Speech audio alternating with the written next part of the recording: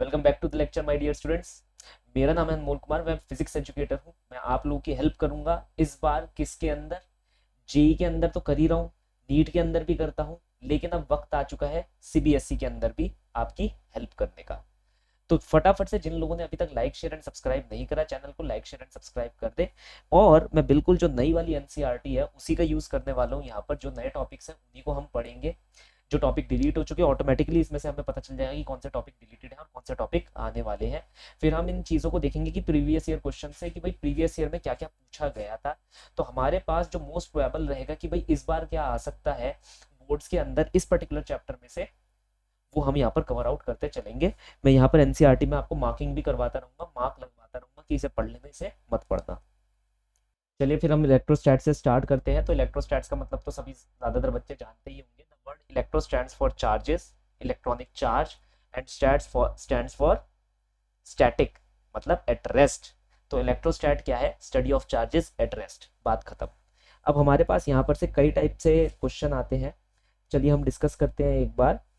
सबसे पहली चीज जो हम यहाँ पर डिस्कस करने वाले हैं वो है इलेक्ट्रिकल चार्जेस के बारे में। इससे ज्यादा क्वेश्चन हमारे को देखने को नहीं मिलते, तो इसके बारे में मैं थोड़ा थोड़ा आपको लिखवा देता हूँ कि भाई इलेक्ट्रिकल चार्जेस होता क्या है, इसकी बेसिक डेफिनेशन क्या है। लेकिन फिर से मैं बता दूं, नहीं पूछा जाएगा। 99% चांस है कि कभी नहीं पूछा जाएगा तुमसे ये। तो सबसे पहली बात है, जो इलेक्ट्रिकल चार्ज होते हैं they are derived physical quantity. भाई ये एक डिराइव्ड फिजिकल क्वांटिटी होती है। दूसरी बात है, it is a property, it is a property of matter by virtue of which it experiences, या फिर कह लो shows, it experiences या shows electromagnetic phenomena। Is that clear? भाई ये एक ऐसी प्रॉपर्टी है जिसकी वजह से या तो ये शो करते हैं इलेक्ट्रिक और मैग्नेटिक फिनोमेना, या फिर एक्सपीरियंस कर सकते हैं। यहाँ पर इसकी प्रॉपर्टीज हमारे लिए मेन हो जाती है। तो जो प्रॉपर्टीज हैं इलेक्ट्रिकल चार्जेस की वो मेन हो जाती है हमारे लिए। सबसे पहली प्रॉपर्टी क्या है? Additive in nature. दूसरी प्रॉपर्टी क्या है? Conservation, conservation of charge. और तीसरी हमारे पास क्या है? क्वांटाइजेशन। तो यहां पर हमारे लिए कौन सी इंपॉर्टेंट प्रॉपर्टी हो जाती है? सिर्फ और सिर्फ क्वांटाइजेशन। बाकी कोई भी प्रॉपर्टी हमसे कभी भी पूछी नहीं जाएगी। Is that clear? तो इलेक्ट्रिकल चार्जेस के बारे में हमने यहाँ पर डिस्कस कर लिया। जो मैं यहाँ पर डिस्कस नहीं कर रहा हूँ वो है ये वाला एक्सपेरिमेंट कभी पूछा नहीं जाता है और ना ही पूछा जाएगा भविष्य में भी, क्योंकि बहुत और भी क्वेश्चंस होते हैं जो बंदा पूछ सकता है तुमसे। गोल्ड लिफ इलेक्ट्रोस्कोप नहीं पूछा जाएगा कभी नहीं। एडिटिविटी ऑफ चार्जेस के बारे में हम थोड़ा सा डिस्कस कर लेते हैं कि भाई एडिटिविटी ऑफ चार्जेस क्या होता है। तुम लोग जानते हो जो चार्ज होता है उसकी जो पर्टिकुलर यूनिट होती है कूलाम होती है, ठीक है? तो उसे मत भूल जाना, उसे हम सी से दिखाते हैं। Is that clear? तो कूलाम को हम किससे दिखाना पसंद करते हैं? सी से दिखाना पसंद करते हैं। डायमेंशनल फॉर्मूला इसका क्या होता है? ए इंटू टी होता है। एडिटिव नेचर को ये एडिटिविटी ये कहती है कि भाई मान लो तुम्हारे पास कई सारे चार्जेस है, 1 कूलाम चार्ज हो गया, 2 कूलाम चार्ज हो गया, 3 कूलाम चार्ज हो गया। इन सबको अगर तुम एक साथ रख दो तो ये ऐड हो जाएंगे। अगर ये ऐड हो जाते हैं तो नेट चार्ज आपको कितना मिलेगा? इन सब का सम, 3 और 2 5 और 1 6 कूलाम। इवन अगर तुम्हारे पास अलग प्रकार का चार्ज है, जैसे हम जानते हैं ना भाई चार्ज दो प्रकार के होते हैं, पॉजिटिव और नेगेटिव। तो मान लो तुमने 1 कूलाम चार्ज को -2 कूलाम चार्ज के साथ ऐड कर दिया तो आपके पास -1 coulomb charge as a net charge आएगा। ये चीज क्लियर है? ठीक है। तो अब हमारे पास मेन चीज आ गई, conservation of charge. Charges can neither be created nor be destroyed. ये वाली बात आ गई। ये दूसरी प्रॉपर्टी भी खत्म हो गई। तीसरी प्रॉपर्टी हमारे पास क्या होती है? तीसरी प्रॉपर्टी है क्वांटाइजेशन। वो इंपॉर्टेंट प्रॉपर्टी है। तो क्वांटाइजेशन क्या बोलती है? क्वांटाइजेशन बोलती है कि any charge exist as integral multiple of electronic charge. Any charge exist as integral multiple of electronic charge. बात खत्म। ठीक है? कहने का मतलब है, देखो कोई भी चार्ज होगा वो ऐसे नहीं होगा 0.1 इलेक्ट्रॉन, 1.5 इलेक्ट्रॉन, 2.5 इलेक्ट्रॉन, ऐसे नहीं पाया जाएगा। या तो वो 1 electron, 2 electron, 4 electron, -5 electron, 6 electron, ऐसे करके पाया जाएगा। Is that clear? अब याद रखना जो इलेक्ट्रॉनिक चार्ज होता है वो होता है 1.6 10⁻⁻19 कूलाम। Is that clear? ये बिल्कुल वैसे ही है जैसे तुम पैसे तुम्हारे पास होंगे, मैं तुमसे कहूंगा जाओ 25 पैसे की टॉफी लेकर आओ, तो दुकानदार कहेगा बेटा 25 पैसे नहीं चलते, अब सीधा चलता है तो सिर्फ 1 रुपए चलता है। तुझे एक टॉफी चाहिए तो वो 1 रुपए की मिलेगी। पहले चलते थे 25 पैसे, अब नहीं चलते। ये बात क्लियर है? तो ट्रांजेक्शन 1 रुपए में ही हो सकता है तुम्हारा मिनिमम ट्रांजेक्शन। तो यहाँ पर भी जो ट्रांजेक्शन हो रहा है, अगर मान लो मुझे किसी को चार्ज देना है या फिर किसी से चार्ज मुझे लेना है, तो या तो मैं 1 इलेक्ट्रॉन का चार्ज लेन देन कर सकता हूँ, 2 इलेक्ट्रॉन का, 3 इलेक्ट्रॉन का, काइंड ऑफ लाइक ऐसे कर सकता हूँ, लेकिन कभी भी 2.5 इलेक्ट्रॉन, पौना इलेक्ट्रॉन, आधा इलेक्ट्रॉन नहीं मैं चार्जेस की लेन देन कर सकता। ये बात क्लियर है? अब इसके अंदर यहाँ पर डेफिनेशन तुम्हारे को देखने को मिल सकती है अपनी एनसीईआरटी के अंदर। ये रही क्वांटाइजेशन की डेफिनेशन, मैंने वैसे लिखवा दिया तो देखने की जरूरत नहीं है। ये इलेक्ट्रॉनिक चार्ज आपको ई की वैल्यू दे रखा है। यहाँ पर से अब हम क्वेश्चन करना स्टार्ट करते हैं जो आपका आएगा। ये 1.2 एक बहुत ही इंपॉर्टेंट क्वेश्चन है। क्या कह रहा है कि भाई 1 कप पानी है आपके पास, 1 कप पानी है, उसके अंदर ये बताओ कि इस 1 कप पानी के अंदर जो टोटल चार्ज होगा, टोटल चार्ज, कौन सा चार्ज, नेगेटिव चार्ज, वो कितना होगा, या पॉजिटिव चार्ज वो कितना होगा। तो यहां पर हमारे पास है H2O, पानी क्या होता है H2O। अब देखो एक स्टैंडर्ड कप के अंदर 250 ml पानी होता है ना? कितना होता है? 250 ml पानी होता है, या कह लो 250 ग्राम पानी होता है, ये मानकर चलो। अब वो अलग बात है कि भाई जैसे फॉर एग्जांपल ये रहा मेरा एक स्टैंडर्ड कप है ना, इसके अंदर आराम से अपना दूध चाय सब कुछ पीता हूँ, और लिटरली पूरा भरकर ही पीता हूँ, है ना? तो मेरे लिए मेरा स्टैंडर्ड कप अलग है, लेकिन उसने कहा कि भाई देख हम कप की, इंसानों के कप की बात कर रहे हैं, तेरे वाले जानवरों के कप की बात नहीं कर रहे हैं। हम जानते हैं तू तो राक्षस है, तू ऐसी भीम का तरीके से खाता पीता है, लेकिन इंसान तो 250 ml ही पीता है, मतलब 250 ग्राम उसका जो पानी होता है, वो जो 1 कप में जो पानी होता है उसके पास कितना होता है? 250 ग्राम पानी होता है। तो भाई हमारे पास 1 कप के अंदर कितना पानी है? 250 ग्राम फॉर इंसान अगेन। तो अब यहां पर मेन बात आई 250 ग्राम पानी। अब H2O का मॉलिक्यूलर वेट कितना होता है? 18 ग्राम। तुम कहोगे सर मॉलिक्यूलर वेट पर क्यों उतर है? अभी ध्यान से समझो, मैं यहाँ पर 250 ग्राम पानी के अंदर ये कोशिश कर रहा हूँ कि मुझे पता चल जाए कितने number of molecules of H2O है ना? और उसके लिए मैं नंबर ऑफ मोल्स का यूज करूंगा। क्या होता है? नंबर ऑफ एटम्स अपॉन में Avogadro number, that will be equal to what? It is equal to given mass upon में मोलर मास। तो ये कितना हो जाएगा? 250 अपॉन में 18। तो नंबर ऑफ एटम्स हमारे पास कितने निकल कर आ गए? 250 अपॉन में 18 multiplied by Avogadro number 6.023 into 10⁻23। इतने एटम्स ऑफ H2O हैं, ठीक है? सॉरी एटम्स कह रहा हूँ, इतने मॉलिक्यूल्स हैं हमारे पास। क्या है? इतने मॉलिक्यूल्स ऑफ H2O है हमारे पास। अब 1 कप पानी में इतने मॉलिक्यूल H2O के हो गए। अब H2O के अंदर कितना नेगेटिव चार्ज होगा? 2 इलेक्ट्रॉन हाइड्रोजन के पास मिलेंगे और 8 इलेक्ट्रॉन प्रोटॉन इसके पास मिलेंगे, ऑक्सीजन के पास। 2 इलेक्ट्रॉन हाइड्रोजन के पास और 8 इलेक्ट्रॉन ऑक्सीजन के पास, तो कितने हो गए? 10 इलेक्ट्रॉन। अब यहां पर एक H2O के पास इतने इलेक्ट्रॉन है, तो ये n नंबर ऑफ H2O के पास कितने होंगे? भाई अगर एक H2O के पास 10 रुपए है, तो 10 H2O के पास कितने रुपए होंगे? 100 रुपए होंगे, नहीं होंगे? 10 से 10 को मल्टीप्लाई कर दिया। क्लियर? तो यहां पर मैं क्या करूंगा, मैंने लिखा NH2O के पास n मल्टीप्लाई बाय 10 इलेक्ट्रॉन्स होंगे। तो इतने नंबर ऑफ इलेक्ट्रॉन्स हमारे पास निकल कर आ गए। अब वो पूछ रहे हैं कि भाई चार्ज कितना हुआ? चार्ज, तो चार्ज को हम कैसे लिखते हैं? Q equal to NE। हमें पता चला कितने हमारे पास H2O के मॉलिक्यूल्स आए, इतने आए। तो n की वैल्यू हमारे हमने यहाँ पर से निकाल ली। हमें बस क्या करना है, इस वैल्यू को यहाँ पर लिख देना है। क्लियर? फिर इलेक्ट्रॉन, किसका चार्ज हम बात कर रहे हैं? इलेक्ट्रॉन के चार्ज की बात कर रहे हैं। इलेक्ट्रॉन का चार्ज हमारे पास कितना होता है? -1.6 10⁻⁻19। माइनस ये बताता है कि आप नेगेटिव चार्ज निकाल रहे हो। अगर आप पॉजिटिव चार्ज निकालो तो यहाँ पर प्लस लिख देना। भाई एक प्रोटॉन, जैसे अब कोई तुमसे पूछे कितने प्रोटॉनिक चार्ज कितना है इसके अंदर, कोई तुमसे अगर पूछे कि मान लो प्रोटॉनिक चार्ज कितना है, अभी तो इलेक्ट्रॉनिक चार्ज पूछ रहा था ना, नेगेटिव चार्ज, प्रोटॉनिक पॉजिटिव चार्ज पूछे तो इस ई को पॉजिटिव लिख देना। क्योंकि इलेक्ट्रॉन और प्रोटॉन दोनों का जो मैग्नीट्यूड होता है चार्ज का वो सेम होता है 1.6 10⁻⁻⁹ कूलम। बस एक का नेगेटिव हो जाता है और एक का पॉजिटिव हो जाता है। यहां तक ये बात क्लियर है। अब एक सवाल तो यहां पर से ऐसा आ सकता है, दूसरा सवाल ये आ सकता है how many electron in 2 coulomb charge, 2 coulomb charge के अंदर कितने इलेक्ट्रॉन आपके पाए जा सकते हैं।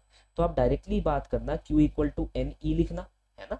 यहाँ पर हमारे को नंबर से मतलब है, चार्जेस के नेचर से कोई मतलब नहीं है हमारे को। तो हम यहाँ पर दोनों तरफ मॉडुलस लगा देंगे।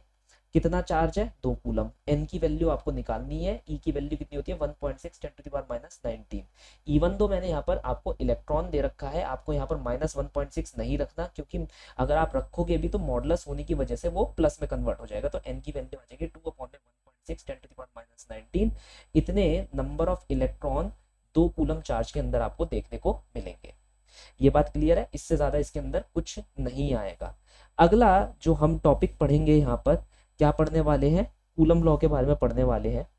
तो भाई कूलम लॉ में आपको सिर्फ और सिर्फ कुछ चीजें याद रखनी है। क्या कि भाई कूलम लॉ आपसे क्या कहता है, क्योंकि ये क्वेश्चन तो आपको देखने को मिलेगा ही मिलेगा। मैं इस क्वेश्चन को लिख देता हूँ, रहेगा स्टेट कूलम्स लॉ। ठीक है, स्टेट कूलम्स लॉ। और इसके बाद वो एक क्वेश्चन दे देगा आपको, क्वेश्चन अभी हम डिस्कस कर लेंगे। तो समझ गए आपके पास कैसा क्वेश्चन आने वाला है कूलम्स लॉ से। वैसे तो विरली बात ही है कि अगर ये लोग ये देंगे, लेकिन फिर भी एक बार हम डिस्कस करते चलते हैं। कूलम्स लॉ क्या कहता है कि सबसे पहली बात आ जाती है इसे लिखने का तरीका क्या होना चाहिए आपको बोर्ड्स के अंदर, है ना। जैसे अभी क्वांटाइजेशन का लिखने का तरीका हमने देखा, अब इसके अंदर लिखने का क्या तरीका होगा। सबसे पहले आप लिखेंगे अजम्पशन ऑफ कूलम्स लॉ। क्या लिखेंगे, assumption ऑफ कूलम लॉ। सबसे पहली चीज आप इसमें लिखेंगे कि charges are taken as point charges. ठीक है, चार्जेस आर पॉइंट चार्जेस, जो भी है हमारे पास वो पॉइंट चार्जेस है। कहने का मतलब है, दूसरी चीज हम यहां पर लिख सकते हैं कि भाई distance between the charges is very very very very very greater than dimension of the charge itself.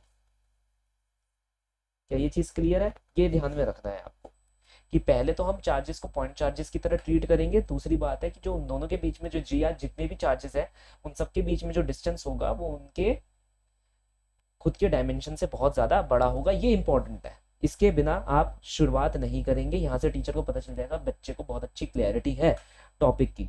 दूसरी चीज जो आप यहाँ पर डिस्कस करेंगे वो डिस्कस करेंगे आप क्या कि भाई आप यहाँ पर स्टेटमेंट लिखेंगे। पहले आप यहाँ पर एक चार्ज बताएंगे, this is plus Q1 charge, यहाँ पर आप लिखेंगे प्लस Q2 चार्ज। इन दोनों के बीच का डिफरेंस रखेंगे आप स्मॉल r। ठीक है, फिर आप यहाँ पर से लिखना शुरू करना assume 2 point charges, assume 2 point charges Q1 and Q2 r distance apart. ठीक है, फिर इसके बाद आप स्टेटमेंट लिखेंगे देन कूलम स्टेट्स दैट, फिर लिखना कूलम ने ये बताया F is directly proportional to product of the charges। और यहां स्पेसिफिकली बताना proportional to force is proportional to product of charges। दूसरी लिखना force is inversely proportional to the distance in between them, उसके स्क्वायर के। ठीक है, inversely proportional to square of distance between, दिख रहा है ना ऊपर कर दो इसे, square of distance between the charges. ऐसे ही लिखना, ऐसे नहीं लिखोगे फिर मेरे से मत बोलना कि भैया मैंने तो सारी चीज अच्छे से लिखी थी लेकिन फिर भी नंबर काट लिए मेरे, है ना। 2 मार्क्स का क्वेश्चन था, टीचर ने क्लस कुलस के 1 मार्क्स दे दिए। क्योंकि भाई एक बात तो आप ध्यान से समझ लो, लिखने का तरीका बहुत ही ज्यादा इंपॉर्टेंट होता है। ऐसे ही नहीं मेरे भी नंबर आ गए थे, मैंने भी तरीके से लिखा था। तो ये हमारे पास हो गई स्टेटमेंट।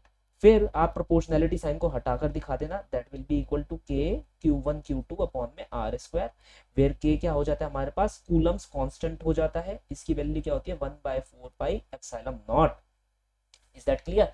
और इसकी वैल्यू भी आप लिख देना 9 × 10⁹ यहाँ पर। इसको लिखने के बाद आप इसका यूनिट्स भी मेंशन कर देना, metre square coulomb square newton, newton metre square पर कूलम्ब स्क्वायर।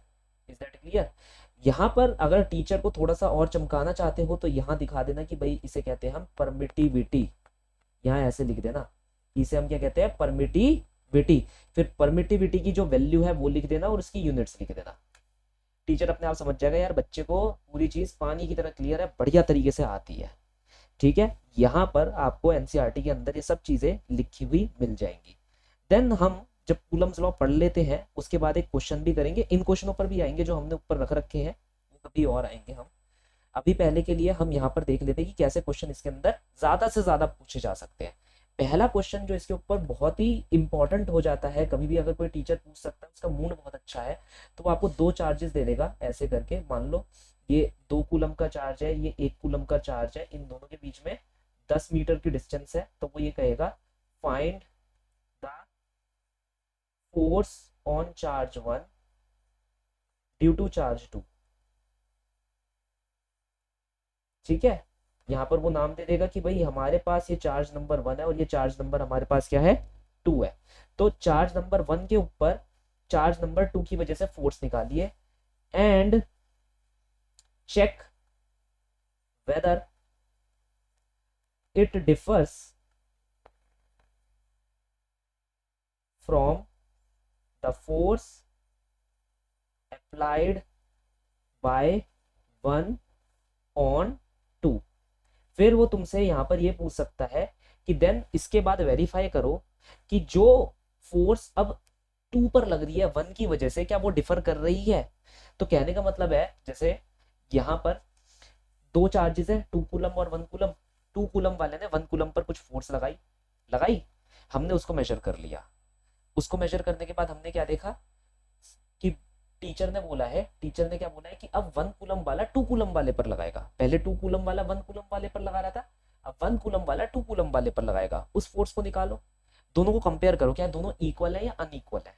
तो यहाँ पर आपको कुछ नहीं करना, बस आपको फॉर्मूला लगा देना है के Q1 Q2 अपॉन में R स्क्वायर। के की वैल्यू कितनी है, 9 × 10⁻⁹। Q1 की वैल्यू है 2 कूलम, Q2 की वैल्यू है 1 कूलम, और उन दोनों के बीच का डिफरेंस कितना दे रखा है मैंने, 10 मीटर, 10 का स्क्वायर। इतने न्यूटन का आंसर आ जाएगा।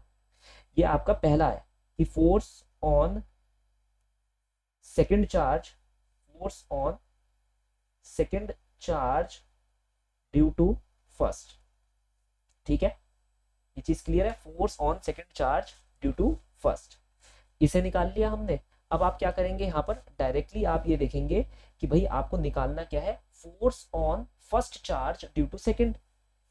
तो force on first charge due to second. अब भाई यहाँ पर हम जानते हैं चार्ज पेयर तो सेम है, कोई फर्क नहीं पड़ने वाला। 1 2 पर जो फोर्स लगा रहा है वही 2 1 पर भी फोर्स लगा रहा है, तो आप डायरेक्टली वापस वही फॉर्मूला लिख देना। क्लियर? और सेम आंसर आपको यहाँ पर देखने को मिलेगा, कैलकुलेट करके देख लेना अपने हिसाब से, क्योंकि कैलकुलेशन बिल्कुल परफेक्ट होनी चाहिए। वहां पर कैलकुलेट नहीं करोगे अपने मार्क्स खुद लूज करोगे। यहाँ पर तुम फिर ये लिखना कि बोथ फोर्सेज आर सेम, दोनों जो फोर्सेज है हमारे पास क्या है, सेम है। Both forces are same. तो क्यों सेम होता है, क्योंकि यहाँ पर ये भी न्यूटन का थर्ड लॉ ओबे करता है, because of Newton third law. अगर तुमने ऐसे लिख दिया, टीचर अपने आप ही तुम्हारा कायल हो जाएगा, वो कहेगा यार बच्चे को इतनी अच्छी जानकारी है। ठीक है, तो यहाँ पर से बस ये मेंशन मैंने यहाँ पर लिख दिया है, तुम चाहो तो लिख सकते हो बोर्ड में देखकर कि भाई 2 चार्जेस है, 2 कूलम का और 1 कूलम का, इन दोनों के बीच में 10 मीटर का डिफरेंस है।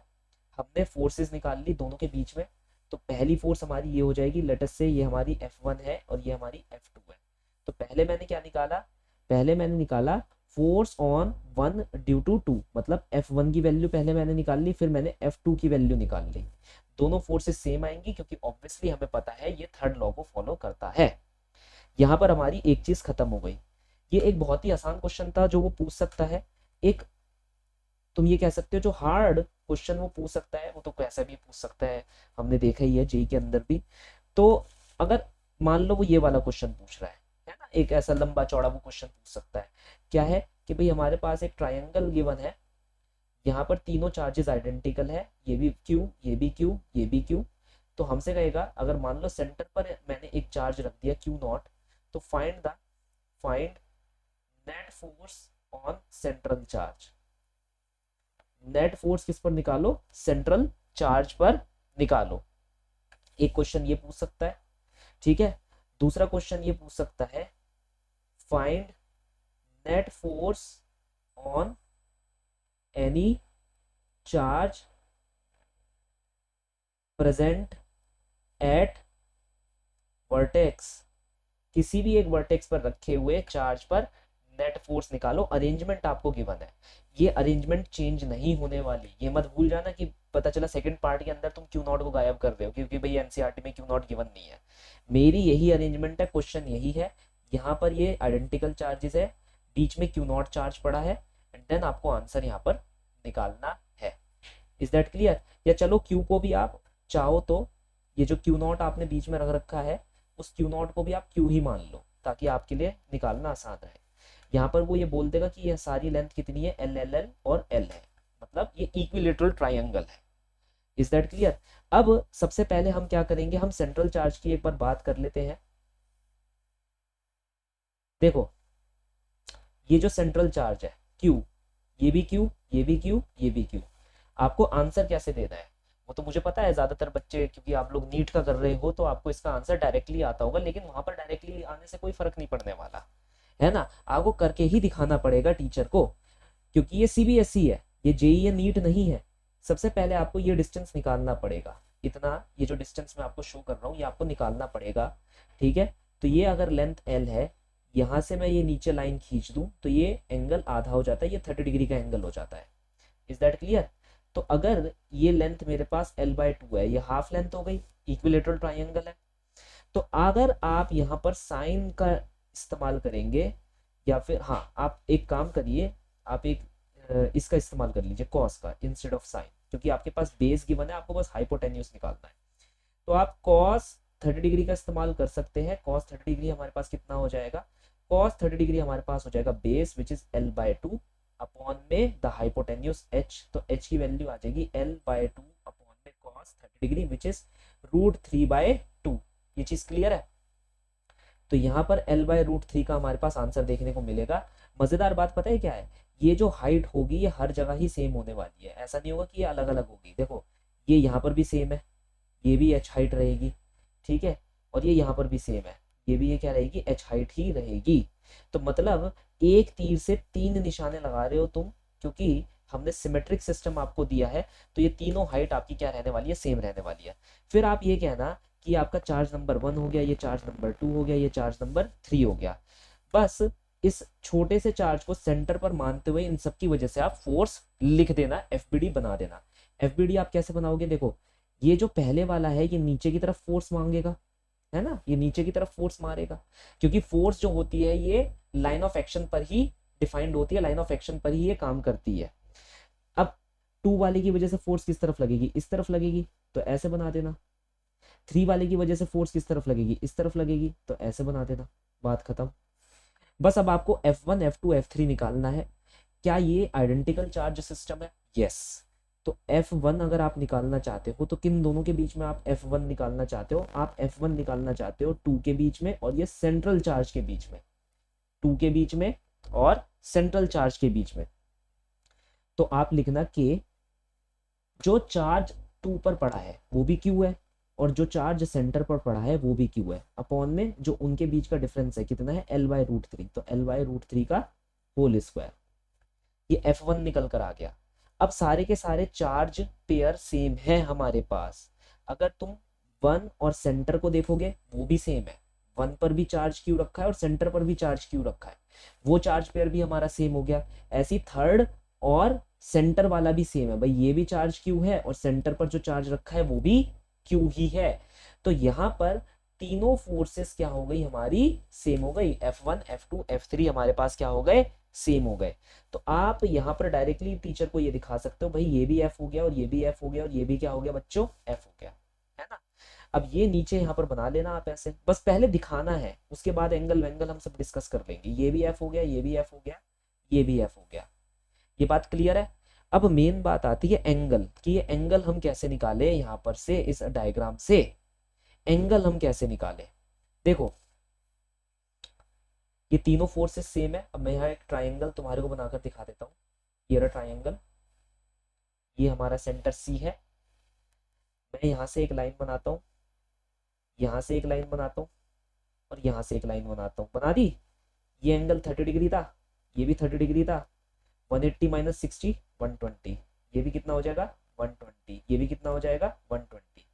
तो ये हमारे पास कितना आ गया 120। खुद देख लो, खुद देख लो, क्योंकि यहाँ पर इक्विलेटरल ट्राइंगल यूज कर रहे हैं। तो ये भी कितना है 120, ये भी कितना है 120। तुम कहोगे सर ये 120 कैसे आ रहा है? अरे देखो, यहाँ पर ये वाली फोर्स नीचे की तरफ जा रही है F, ये वाली फोर्स इस तरफ जा रही है F, ये वाली फोर्स इस तरफ जा रही है F। जा तो ये अलोंग ऑल दीज लाइंस ही रही हैं, इन्हीं लाइनों के अलोंग तो जा रही है। तो अगर तुम इन दो लाइनों को देखोगे, ये जो नीचे की ये दो लाइन है, इनके बीच में एंगल 120 है, तो यहाँ पर भी 120 हो जाएगा। मानते हो? ऐसे ये भी 120 हो जाएगा। मतलब हर एक फोर्स के बीच में जो एंगल निकल कर आएगा at the end of the day वो कितना हो जाएगा 120 हो जाएगा। हमें इतना ज्यादा सोचने की यहाँ पर जरूरत नहीं है। ये भी 120 हो गया। अब देखो इन दोनों फोर्सेस को, ये वाली और ये वाली, इन दोनों के बीच का भी एंगल क्या हो जाएगा 120 हो जाएगा। अपने आराम से बैठकर ये तरह चेक कर लेना, ठीक है? मेरा काम है बस बताना, पढ़ाना तुम्हारे को इस वक्त, लेकिन सवाल तो तुम ही सॉल्व करोगे। तो यहाँ पर दो फोर्स, ये जो फोर्सेस है सबके बीच का एंगल 120 हो गया। अब देखो जादू भाई, अब लिखना क्या कि ये जो तो ऊपर वाली फोर्सेस है, ये जो ऊपर वाली फोर्सेस है इनका रिजल्टेंट निकालना। कौन कौन सी ये फोर्सेस है? इनका नाम था 2 और 3, है ना? यही था भाई, ये F2 थी, ये F3 थी। तो इनकी वजह से रिजल्टेंट फोर्स आप निकालना। कैसे निकालोगे? F2 का स्क्वायर F3 का square plus 2 F2 F3 cosine of angle 120 degree और इसका अंडर। यही आएगा हमारे पास आंसर, यही रिजल्टेंट फोर्स होगी। अब ये दोनों फोर्सेस सेम है, तो F square plus 2 times of F square cos 120 कितना होता है -1/2। अब ये तो तुम्हें ही याद रखना पड़ेगा कि भाई cos 120 -1/2 है। अब अगर ये चीज तुम्हें समझ नहीं आई है तो भाई बहुत बड़ी परेशानी में हूँ, मैं पहले ही बता रहा हूँ। और ये मैं अभी इसलिए बता रहा हूँ क्योंकि मुझे पता है काफी बच्चे अभी भी समझ पा रहे होंगे कि मैं इशारा किसे कर रहा हूँ, है ना? तुम लोग समझ रहे हो इस वक्त कि मैं किस किस बच्चे को इशारा कर रहा हूँ। तुम लोगों के लिए मैं ये वीडियो लेक्चर्स निकाल रहा हूँ, है ना? कि भाई जो कमजोर बच्चे हैं पहले ही समझ जाए। क्यों? क्योंकि वो 120 पर आती है, वो कहते हैं मुझे नहीं पता -120 वो 120 की वैल्यू -1/2 कैसे आई, मुझे समझ नहीं आ रहा। ये सब नहीं करना।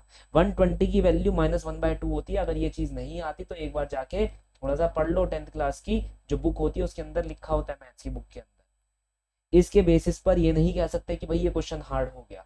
बात समझ रहे हो? तो हमारे पास यहाँ पर से ये वैल्यू कितनी आ जाएगी? ये हमारे पास F की वैल्यू आ जाएगी। कहने का मतलब है इन दोनों के द्वारा जो रिजल्टेंट फोर्स हमारी निकल रही है, वो जो रिजल्टेंट फोर्स है वो F के बराबर है। अब equal and opposite cancel each other, तो नेट फोर्स कितनी आ जाएगी हमारे पास एट द सेंटर? 0 आ जाएगी। अब नेक्स्ट चीज जो हमने यहाँ पर बात करी है भाई, मैंने कहा कि इस वाले पर नेट फोर्स निकालो सबकी वजह से। यहाँ पर भी चार्ज क्यों है, यहाँ पर भी चार्ज क्यों है, यहाँ पर भी चार्ज क्यों है। ठीक है, मैं तुम्हारे लिए थोड़ा सा डिस्काउंट कर देता हूँ, मैं इस चार्ज को हटा देता हूँ। ठीक है, और बोलो, इस चार्ज को हटा देता हूँ, मैंने सेंटर के चार्ज को हटा दिया। इन दोनों की वजह से इस थर्ड वाले चार्ज पर नेट फोर्स निकालो। तो आपको करना कुछ नहीं है, यहाँ पर ये जो ये वाला चार्ज है इसकी वजह से एक फोर्स बना दो F। हमने इसे नाम 2 दिया था ना, तो ये F2 हो जाएगा। इसे नाम हमने 1 दिया था ना, तो F1 कहाँ पर होगा? F1 इसी की लाइन ऑफ एक्शन पर होगा, इस डायरेक्शन में। ये क्या हो गया हमारा? F1 हो गया। दिख रहा है? बिल्कुल दिख रहा है। अब एंगल निकाल लो। एंगल हम कैसे निकाल सकते हैं? ये वाला एंगल कितना है 60 डिग्री, तो ये कितना हो गया वर्टिकली अपोजिट एंगल 60 डिग्री। दो फोर्सेस है F1 F2, दोनों की जो मेजरमेंट है वो सेम होने वाली है, क्योंकि देखो distance in between the charges same है और चार्ज पेयर सेम है, तो K Q स्क्वायर अपॉन में L स्क्वायर। यहाँ तक ये बात क्लियर है? तो दोनों फोर्सेस सेम है, दोनों के बीच का एंगल 60 डिग्री है, तो नेट फोर्स कितनी आएगी? F1 square F2 square 2F1 F2 cosine of 60 degree का अंडर। यही होती है नेट फोर्स का फॉर्मूला। आया ना रिजल्टेंट फोर्स का फॉर्मूला? बस इसके अंदर वैल्यूज पुट कर देना। आप इन दोनों को चाहो तो F डैश मान सकते हो। तो ये टोटल आंसर आपका F डैश की फॉर्म में निकल कर आ जाएगा। कमेंट सेक्शन में लिखो कि आंसर कितना आएगा। cos 60 डिग्री की वैल्यू कितनी होती है? 1/2 होती है। ऐसे क्वेश्चन आप कूलम लॉ से बिल्कुल एक्सपेक्ट कर सकते हो, इससे ज्यादा हार्ड क्वेश्चन आप एक्सपेक्ट नहीं करोगे, लेकिन आ भी सकता है हार्ड क्वेश्चन, है ना। मैं मना नहीं कर रहा, बनाने को तो मैं और भी बहुत सारे क्वेश्चन बना सकता हूँ। चलो, कूलम्स लॉ यहाँ पर खत्म होता है। देन हमारे पास क्या आ जाती है, इलेक्ट्रिक फील्ड आ जाती है। भाई इलेक्ट्रिक फील्ड हमारे पास क्या होता है, इट इज द रीजन, ये बिल्कुल आएगा, इसकी डेफिनेशन के साथ आएगा, ये डेफिनेशन के साथ आएगा, व्हाट इज इलेक्ट्रिक फील्ड। तो याद रखना, क्या लिखोगे, it is the region around a charge particle, एक रीजन होता है चार्ज पार्टिकल के अराउंड, अंडर विच, जिसके अंतर्गत इट, यहां पर इसे हटा देते हैं इट को, एक सेकेंड,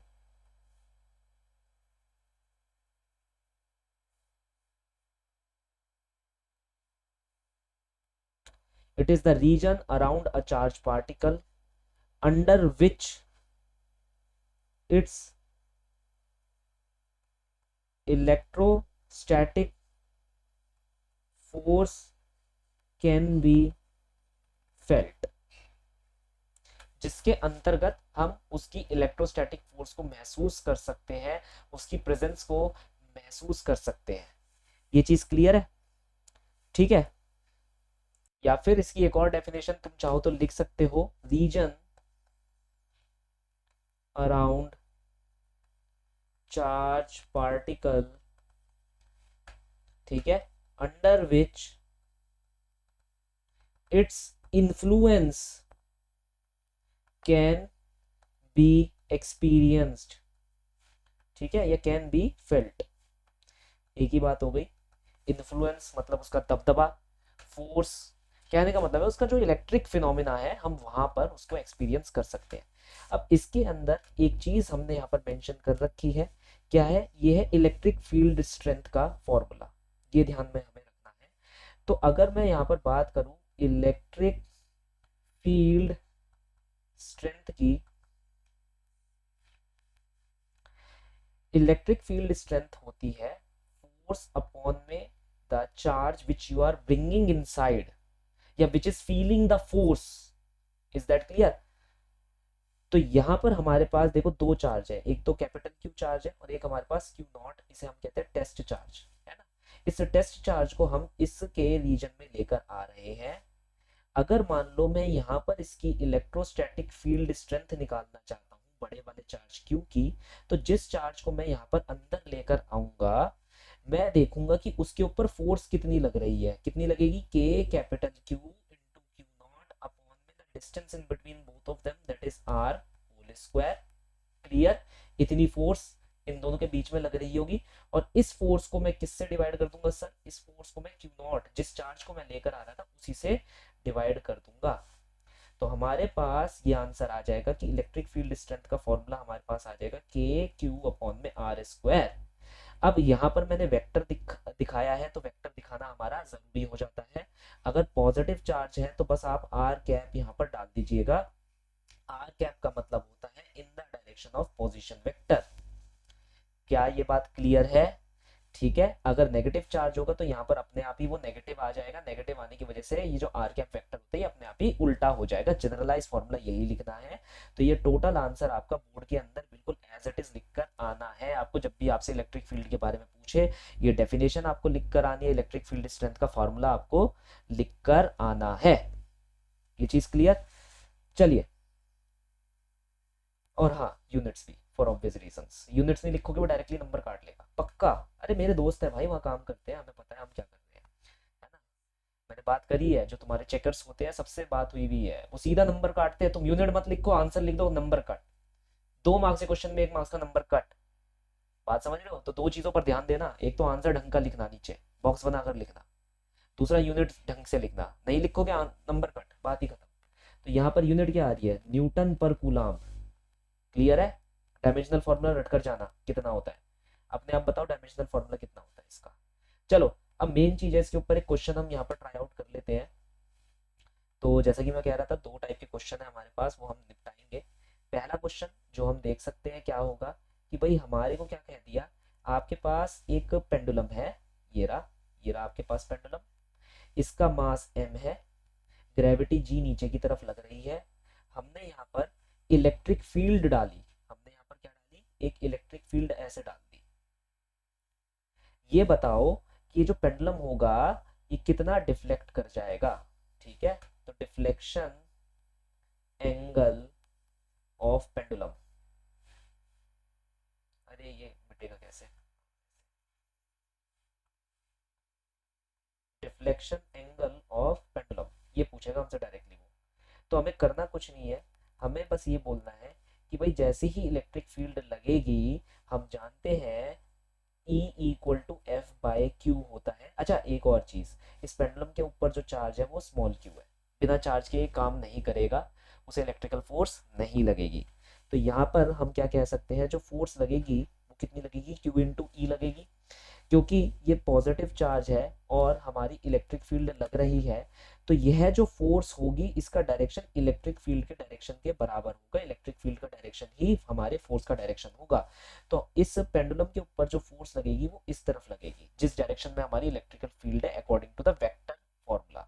तो ये जो पेंडुलम है हमारा, ये कुछ ऐसे डिफ्लेक्ट कर जाएगा, मैं आपको करके दिखा देता हूँ, ये कुछ ऐसे डिफ्लेक्ट हो जाएगा, ठीक है। हमें ये एंगल निकालना है, तो करना कुछ नहीं है, बस आपको बना देना है F B D. F B D आप कैसे बनाएंगे, इस तरफ लग रही है आपकी फोर्स इलेक्ट्रोस्टैटिक्स की, इस तरफ नीचे की तरफ लग रही है आपकी ग्रेविटी की फोर्स, इस तरफ आपकी लग रही है टेंशन की फोर्स।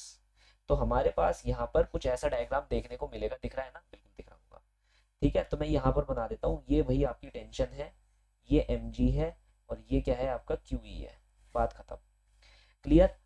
अब हमें ये जो डिफ्लेक्शन एंगल निकालना है, ये वाला जो एंगल है, अगर मैं यहाँ से एक वर्टिकल लाइन ड्रॉ कर दूं तो ये हो जाएगा, ये दोनों ऑल्टरनेट एंगल हो जाएंगे, सेम हो जाएंगे। तो बस मुझे इस एंगल को निकाल लेना है, इज दैट क्लियर। अब ये मत पूछना कि भाई ऑल्टरनेट एंगल कितना होता है, मैं ये एक्सपेक्ट करता हूँ कि ऑल्टरनेट एंगल तुमको पता होगा, क्लियर। तो ये जो टेंशन है मैं इसे दो भागों में खोल दूंगा, दो भागों में ये क्या खुल जाएगी, टेंशन कॉस थीटा, और इस डायरेक्शन में टेंशन साइन थीटा, क्लियर। जहां से एंगल चिपका हो वो कॉस कंपोनेंट, जहां से एंगल ना चिपका हो वो साइन कंपोनेंट। तो यहाँ पर इक्विलिब्रियम कंडीशन में tension sine theta Q E के बराबर आ रहा है हमारा, और टेंशन कॉस थीटा किसके बराबर आ रहा है, एम जी के बराबर आ रहा है। दोनों को अगर मैं डिवाइड कर देता हूँ दोनों इक्वेशंस को, तो टेंशन कट जाएगी, मेरे पास आंसर आ जाएगा tan theta equal to Q E upon में एम जी, बात खत्म। तो ये एंगल आ जाएगा तुम्हारे पास tan inverse of Q E upon में एम जी, वो ज्यादा ज्यादा यही पूछेगा तुमसे। क्या ये चीज क्लियर है, ठीक है। और साथ ही साथ अ, देखो इससे ज्यादा बड़ा क्वेश्चन तो वो पूछ नहीं सकता। एक क्वेश्चन आया था एंगल ऑफ डिफ्लेक्शन वगैरह के बारे में, वो हम एक बार डिस्कस कर लेते हैं, इसी इलेक्ट्रिकल फील्ड से आया था। अब तुम सोचोगे कि यार सर छोटे वाले क्वेश्चन नहीं पूछ सकता, नहीं बिल्कुल नहीं पूछ सकता, क्या ही पूछेगा वो छोटे वाले क्वेश्चनों में। देखो उसने क्या करा, हमारे को यहाँ पर दो प्लेटें दे दी, ये एक प्लेट है, ये दूसरी प्लेट है, ये हमारे पास पॉजिटिव चार्ज है, ये हमारे पास नेगेटिव चार्ज है।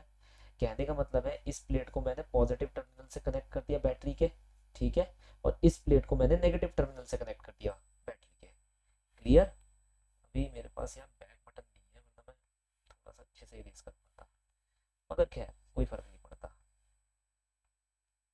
देखो इसे ऐसे कनेक्शन दिखा देता हूँ, ये पॉजिटिव ये नेगेटिव, क्लियर। अब हुआ क्या, मान लो यहाँ पर से हमने जहां से इसकी शुरुआत हो रही है प्लेटों की, वहां पर से मैंने एक negative charge v not velocity से फेंक दिया। ये प्लेटों की जो लेंथ है ये l है, ये चार्ज बाहर निकलेगा, बाहर की तरफ भागेगा, है ना। तो हमें ये बताना है कि ये किस एंगल पर डिफ्लेक्ट कर जाएगा, वो डिफ्लेक्शन एंगल निकालना है। साथ ही साथ वो तुम्हारे को यहाँ पर एक और क्वेश्चन दे सकता है, पहला क्वेश्चन तो डिफ्लेक्शन एंगल पर हो जाएगा, डिफ्लेक्शन एंगल। दूसरा क्वेश्चन वो तुम्हारे को ये बोल सकता है कि प्रूव करो, प्रूफ इट, एक second, prove it that trajectory is parabola, जो ट्रेजेक्ट्री है वो भाई आपकी पैराबोलिक ट्रेजेक्ट्री है, तो ये फालतू के सवाल आपसे पूछ सकता है, बिल्कुल फालतू के हैं। सबसे पहले यहाँ पर मैं ट्रेजेक्ट्री वगैरह के बारे में डिस्कस कर देता हूँ तुमसे। देखो ये चार्ज पार्टिकल है, इसकी इनिशियल वेलोसिटी एक्स डायरेक्शन में कितनी है, v नॉट है। y डायरेक्शन में इनिशियल वेलोसिटी कितनी है, 0। तो x और y में हम अपने मोशन को दो पार्ट्स में बांट लेंगे। तो initial velocity in X direction u not लिखोगे आपके पास, या v नॉट जो भी दे रखी है, मेरे को v नॉट दे रखी है तो मैं v नॉट लिखूंगा। y डायरेक्शन की इनिशियल वेलोसिटी कितनी है, 0 है। Is that clear? हम यहाँ पर मानकर चलते हैं कि ग्रेविटी नहीं है, ग्रेविटी नहीं है ताकि केस कॉम्प्लिकेट ना हो। मैंने ग्रेविटी को नॉन जीरो लिख दिया, मैं जीरो लिखना चाह रहा था, तो ग्रेविटी है 0। क्लियर? अब हम यहाँ पर क्या करेंगे, जैसे ही ये इसके अंदर एंटर होगा, मुझे पता है कि भाई इसके ऊपर की तरफ फोर्स लगनी शुरू हो जाएगी Q इंटू ई, है ना। यहाँ पर वो आपको ये भी बोल देगा कि इलेक्ट्रिक फील्ड यहाँ पर जो सेट हो रही है कितनी है, जो इलेक्ट्रिक फील्ड सेट हो रही है वो कितनी है। अगर ना दे तो उसके भी हमारे पास तरीके हैं कि हमें निकालना कैसा है।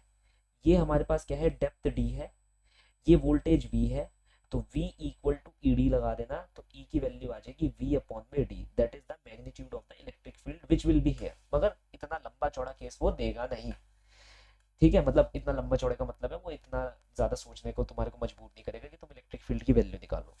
तो हमने माना कि भाई ये जो नेगेटिव चार्ज पार्टिकल है ऑब्वियसली पॉजिटिव प्लेट की तरफ, ऊपर की तरफ जाने की कोशिश करेगा, तो ऊपर की तरफ हमारे पास फोर्स लगेगी कितनी, QE फोर्स लगेगी, है ना। तो एक्सेलरेशन इन y डायरेक्शन कितना होगा हमारे पास, QE फोर्स है अपॉन में mass of the charge particle, अगर m है तो m से डिवाइड कर देंगे, ये हमारे पास एक्सेलरेशन आ जाएगा। भाई एक्सेलरेशन का फॉर्मूला तो पता है ना, f अपॉन में m होता है, वो लिख देना। क्लियर? x डायरेक्शन में कोई भी एक्सेलरेशन हमारा नहीं है, तो यहां पर से अब आप दो इक्वेशन लिखना। जैसे x डायरेक्शन की इक्वेशन अगर मैं लिखूं, ये लेंथ l है मेरे पास, मैं कहूं कि भाई x डायरेक्शन के अंदर t टाइम के अंदर, x डायरेक्शन के अंदर t टाइम के अंदर ये कितना डिस्टेंस कवर करेगा, that will be equal to x equal to ut। अब इसकी जो वेलोसिटी है वो चेंज नहीं होने वाली क्योंकि एक्सेलरेशन हमारा क्या है, 0 है, तो x equal to v naught into T हमारे पास आंसर निकल कर आएगा। अब ये तो सिर्फ एक्स डायरेक्शन की बात हुई, अगर मान लो मैं वाई डायरेक्शन की बात करना चाहता हूँ तो मैं यूज करूंगा s is equal to UT plus half at square, क्योंकि भाई उस डायरेक्शन में एक्सेलरेशन है। तो अब y डायरेक्शन की जगह बस यहाँ पर s की जगह तुम y लिख देना, इनिशियल वेलोसिटी 0 है, हाफ a की जगह तुम लिख देना QE बाय m जो एक्सेलरेशन इन y डायरेक्शन है इंटू टी स्क्वायर। ये तुम्हारी इक्वेशन हो जाएगी दूसरी, ये हो जाएगी पहली। तुम क्या करना, पहली इक्वेशन से टाइम की वैल्यू निकाल लेना x बाय वी नॉट और उसे इस इक्वेशन के अंदर रख देना, तो y की वैल्यू आ जाएगी 1/2 QE अपॉन में m x स्क्वायर अपॉन में वी नॉट का होल स्क्वायर। ये चीज क्लियर है? तो यहां पर से ये इक्वेशन हमारे को देखने को मिल रही है कि ये इक्वेशन है पैराबोलिक इक्वेशन, तुम्हारा एक आंसर निकल कर आ गया। क्लियर? अब दूसरे आंसर की बात करते हैं। यहाँ पर फिर से ध्यान से देख लो, मोशन को x और y डायरेक्शन में बांट लेना, x डायरेक्शन में कोई एक्सेलरेशन नहीं है, y डायरेक्शन में एक्सेलरेशन QE बाय m है। फिर आप displacement equal to velocity into time वाली इक्वेशन आप x डायरेक्शन में लिख देना और s equal to ut half at square y direction में लिख देना। दोनों में से टाइम को एलिमिनेट कर देना and you will be getting the answer. ठीक है? अब अगर आपको एंगल ऑफ डिफ्लेक्शन निकालना है, एंगल ऑफ डिफ्लेक्शन उसको आप कैसे निकालोगे, आप डायरेक्टली लिखना कि भाई देखो जब ये यहां से यहां पहुंच जाएगा तो एक्स डायरेक्शन में तो इसकी वेलोसिटी v नॉट है, लेकिन y डायरेक्शन में इसकी वेलोसिटी कितनी हो जाएगी वो मुझे पता करनी है। तो final velocity in y direction will be equal to the initial velocity plus a into time t। कर सकते हैं, बिल्कुल कर सकते हैं। इनिशियल वेलोसिटी y डायरेक्शन के अंदर कितनी, 0, a की वैल्यू कितनी है QE अपॉन में m टाइम t। अब यहां से यहां तक जाने का कितना टाइम है बस हमें वो निकालना है। ठीक है?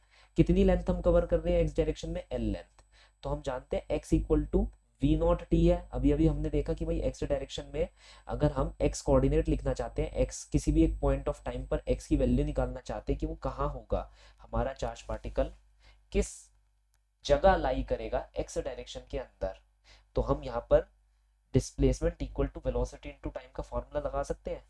अब हमने यहाँ पर क्या करना है, हमें पता चला कि भाई हम जब पूरी की पूरी ये प्लेटें पार कर लेंगे तो हम यहाँ पर आ गए, तो हम यहाँ से शुरू हुए और हम यहाँ पर है, तो हमने कितना डिस्टेंस एक्स डायरेक्शन में कवर करा, l डिस्टेंस कवर करा। तो x की जगह मैं क्या लगा दूंगा, l लगा दूंगा, तो l equal to V naught T. तो यहाँ से t की वैल्यू कितनी आ जाएगी, l अपॉन में वी नॉट। अब ये l अपॉन में वी नॉट आ गई तो मैं इसे कहाँ रख दूंगा, यहाँ रख दूंगा। तो वेलोसिटी इन वाई डायरेक्शन क्या आ जाएगी, क्यू ई अपॉन में एम एल अपॉन में वी नॉट, बात खत्म। ये वाई डायरेक्शन की वेलोसिटी आ गई। अब एंगल ऑफ डिफ्लेक्शन क्या होता है, एंगल ऑफ डिफ्लेक्शन है टेन डेल्टा, और इसे मैं कैसे लिख सकता हूँ, इसे मैं लिख सकता हूँ, जगह बच रही है, यस दिख रही है, tan delta velocity in Y direction, velocity in X direction, दोनों वेलोसिटियों को आप डिवाइड कर देना, एक्स डायरेक्शन की वेलोसिटी और वाई डायरेक्शन की। वाई डायरेक्शन की कितनी है, क्यू ई अपॉन में एम एल अपॉन में वी नॉट, और एक्स डायरेक्शन की वेलोसिटी हमारे पास कितनी निकल कर आई, वी नॉट निकल कर आई, है ना, वो तो वी नॉट ही रहेगी। तो यहाँ पर इसका टेन इनवर्स ले लेना, you will be getting the answer, बात खत्म। तो यहाँ पर ऐसा क्वेश्चन आपसे पूछा जा सकता है। अब बात आ जाती है यहाँ पर, ये देख रहे हो ये वाला क्वेश्चन, इस वाले क्वेश्चन की, ये एक इंपॉर्टेंट क्वेश्चन है, यही एक इंपॉर्टेंट क्वेश्चन है तुम्हारे पास। यहाँ पर क्या है, इसने प्लेटें दे दी तुम्हारे को, देखो क्वेश्चन आपसे क्या कह रहा है कि an electron falls through a distance of 1.5 centimeter in uniform electric field of magnitude 2.0 10 to the power minus 1 Newton per coulomb. The direction of the field is reversed, keeping its magnitude unchanged, and the proton fall through the same distance. Compute the time of the fall. Contrast in the situation. मतलब simple सी बात है, पहला case इसने क्या करा, एक electron ले लिया, हमारी जो इलेक्ट्रिक फील्ड है वो कहाँ लग रही है, ऊपर की तरफ लग रही है, यहाँ पॉजिटिव है यहाँ नेगेटिव है, ये जो हमारे पास डेप्थ है, ये मान लो हमारे पास डेप्थ है d, ठीक है। तो हमसे ये पूछ रहा है कितना टाइम इलेक्ट्रॉन गिरने में लेगा, is that clear. s is equal to U T plus half A T square लगाएंगे, हम जानते हैं इनिशियल वेलोसिटी इलेक्ट्रॉन की 0 दे रखी है क्योंकि हमने इलेक्ट्रॉन को करा है ड्रॉप। तो यहाँ पर टाइम की वैल्यू आ जाएगी 2 इंटू डिस्प्लेसमेंट अपॉन में एक्सेलरेशन ए। एक्सेलरेशन की वैल्यू क्या हो जाती है, क्यू ई अपॉन में एम। अभी हमने बात करी थी कि भाई ये इलेक्ट्रॉन है तो इसके ऊपर जो फोर्स लगेगी कितनी लगेगी, क्यू ई लगेगी। अब अगर उस फोर्स का डायरेक्शन देखोगे तो हमेशा तुम्हें पता है ना, पॉजिटिव चार्ज की तरफ खींचता है इलेक्ट्रॉन, तो पॉजिटिव चार्ज की तरफ खींचेगा मतलब फोर्स नीचे की तरफ लग रही है। हमें फोर्स से लेना देना नहीं, हमें तो टाइम निकालना है ना। तो हम यहाँ पर क्या लिखेंगे, 2s अपॉन में s हमारे पास कितना है भाई, d के बराबर है, d के बराबर है s डेप्थ, ये जो प्लेटों के बीच का डिस्टेंस है, अपॉन में क्यू ई अपॉन में एम, ये लिखोगे तो जो टाइम निकल कर आया इलेक्ट्रॉन का कितना है, 2d mass of electron upon में charge of electron multiplied by electric field. ये बात क्लियर है। तो ये हमारे पास पहला टाइम निकल कर आ गया इलेक्ट्रॉन का। अब उसने कहा आपने यही फील्ड को क्या कर दिया, उल्टा कर दिया, उल्टा करने के बाद क्या हुआ, आपने प्रोटॉन को ड्रॉप करा। अब फील्ड को उल्टा कर दिया तो कहने का मतलब है फील्ड नीचे की तरफ लग रही है, तो यहाँ पर नेगेटिव साइड और यहाँ पॉजिटिव साइड, इसका मतलब है इलेक्ट्रॉन के ऊपर जो फोर्स लगेगी वो नीचे की तरफ लगेगी, और जो फोर्स लगेगी इसके ऊपर वो कितनी लगेगी, क्यू ई ही लगेगी। तो इसका एक्सेलरेशन कितना होगा, क्यू ई अपॉन में मास ऑफ प्रोटॉन। ये बात क्लियर है। तो यहाँ पर हम ध्यान से देखें तो इसके एक्सेलरेशन इतना हो जाएगा। तो अगर हम यहाँ फार्मूले के अंदर लगाएं 2 इंटू एस अपॉन में ए, तो इस फार्मूले के अंदर मैं क्या कर सकता हूँ, लिख सकता हूँ 2 इंटू डी अपॉन में ए क्या है हमारे पास, क्यू ई अपॉन में एम। अब इसी फॉर्मूले को थोड़ा सा हम चेंज कर देंगे प्रोटॉन के लिए, मास ऑफ प्रोटॉन ऊपर आ जाएगा हमारे पास, चार्ज ऑफ प्रोटॉन नीचे रहेगा और ई नीचे रहेगा। तो अगर हम यहाँ पर दोनों फॉर्मूलों को कंपेयर करें, एक इलेक्ट्रॉन के फॉर्मूले को कंपेयर करें, 2 ई, ये ऊपर ये सॉरी ये डी होना चाहिए, हाँ, तो 2d यहाँ पर लिखूंगा 2 into D mass of electron upon में इलेक्ट्रॉन का चार्ज इंटू ई। ये तो इलेक्ट्रॉन का टाइम हो गया हमारे पास, किसका, इलेक्ट्रॉन का टाइम। और अगर मैं प्रोटॉन का टाइम लिखूंगा तो प्रोटॉन का टाइम कैसे लिखूंगा, 2d mass of proton upon में चार्ज इंटू ई।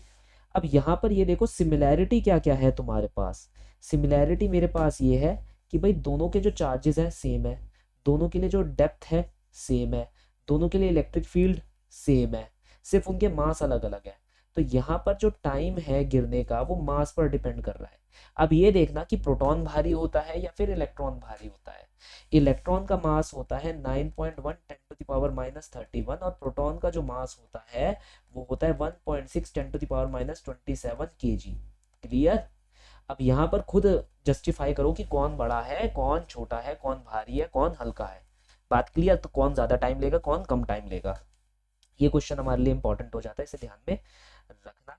एक ये है 1.8 सिमिलर क्वेश्चन है, बेकार है, कुछ काम का नहीं है, ठीक है। इलेक्ट्रिक फील्ड लाइंस के ऊपर तुम्हारे पास एक क्वेश्चन आ जाता है, एक छोटा सा होमवर्क मेरे से यहीं पर ले लो कि भाई इलेक्ट्रिक फील्ड लाइन की जो प्रॉपर्टीज होती है, क्या इलेक्ट्रिक फील्ड लाइन की जो प्रॉपर्टीज होती है वो तुम्हारे को सारी की सारी याद करनी है। एनसीईआरटी से करो या फिर अपने मॉड्यूल से करो, किसी से भी करो, वो तुम्हारे ऊपर है। यहाँ पर लिखी हुई है कि भाई ये क्या क्या इंपॉर्टेंट प्रॉपर्टीज है।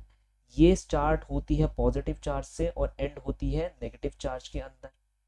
Is that clear? ये कभी भी क्लोज लूप नहीं बनाती, ये कभी भी एक दूसरे को इंटरसेक्ट नहीं करती, क्योंकि अगर ये इंटरसेक्ट करेंगी then there will be two different directions which is not possible.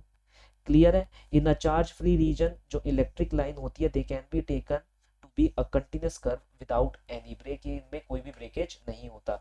तो इलेक्ट्रिक फील्ड लाइन की अगर बेसिक डेफिनेशन की अगर हम बात करते हैं तो they are imaginary lines, they are imaginary, एक सेकंड ये सही स्पेलिंग लिखो वरना तुम लोग कहोगे अरे सर स्पेलिंग गलत करते हो। भाई देखो, they are imaginary lines around a charge particle tangent to which gives the direction of electric field। ये बात क्लियर रखना भाई, ये ऐसी इमेजिनरी लाइंस होती है किसी भी चार्ज पार्टिकल के अराउंड जिस पर अगर मैं टेंजेंट बनाऊं तो मेरे को इलेक्ट्रिक फील्ड का डायरेक्शन पता चल जाए। जैसे यहाँ पर मुझे पता चल जाएगा अगर मैंने टेंजेंट बनाया तो इस डायरेक्शन में मेरी क्या है, इलेक्ट्रिक फील्ड है। पॉजिटिव और नेगेटिव चार्ज का जो इलेक्ट्रिक फील्ड डायग्राम है ध्यान में रखना, साथ ही साथ ये वाला डायग्राम और ये वाला डायग्राम ध्यान में रखना ताकि तुम बोर्ड्स के अंदर से लिख कर आ सको। ये चीज यहाँ पर क्लियर है, ठीक है। नेक्स्ट हमारे पास क्या आ जाता है सर, इलेक्ट्रिक फ्लक्स आ जाता है। ये अटमोस्ट इंपॉर्टेंट है जो हमारे को पता होना चाहिए। इलेक्ट्रिक फ्लक्स, ये समझ लो इस चैप्टर में अगर कुछ आ सकता है तो यहां से आना शुरू होगा, इलेक्ट्रिक फ्लक्स और गॉस, बस यही है ये पूरा चैप्टर। जिसको इलेक्ट्रिक फ्लक्स और गॉस पता है वो पूरा चैप्टर निपटा सकता है। तो इलेक्ट्रिक फ्लक्स का मतलब क्या होता है, number of electric line of forces which are passing through a certain area under your consideration, ठीक है। यही इलेक्ट्रिक फ्लक्स होता है कि जैसे भाई तुमने मान लिया ये मेरा एक पर्टिकुलर एरिया है जो मैं चूज कर रहा हूँ डेल्टा ए, यहाँ से जो लाइन ऑफ फोर्सेस ऐसे निकल रही हैं मैं उनको बारी बारी गिन लूंगा, 1 2 3 4, 4 इलेक्ट्रिक लाइन ऑफ फोर्सेस निकली तो ये मेरा इलेक्ट्रिक फ्लक्स हो गया। उनकी काउंटिंग में कर लूंगा तो उसे मैं इलेक्ट्रिक फ्लक्स कहूंगा। The number of electric line of forces which is passing through an area is called as your electric flux. ये यहाँ लिखा है कहीं, देखो we define an analogous quality, छोड़ो ये सारी बातें, ये सारी बेकार की बातें हैं, हम इस पर आ जाते हैं। इसके बारे में हम एक थोड़ी सी चर्चा करते हैं, ठीक है। डेफिनेशन मैंने बता दी है, रिवाइंड करो, वापस लिख लो, मैं वापस नहीं लिखने वाला, मैं सिर्फ इसके जो फॉर्मूले हैं न्यूमेरिकल है वो बता देता हूँ।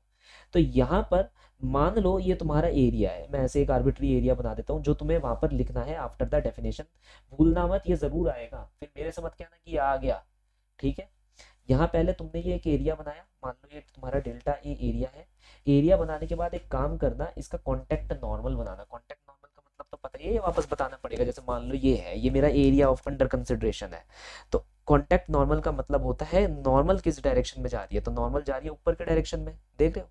मैं यहाँ पर क्या करूंगा, एक टेंजेंट बनाऊंगा, टेंजेंट के अलोंग नॉर्मल बना दूंगा।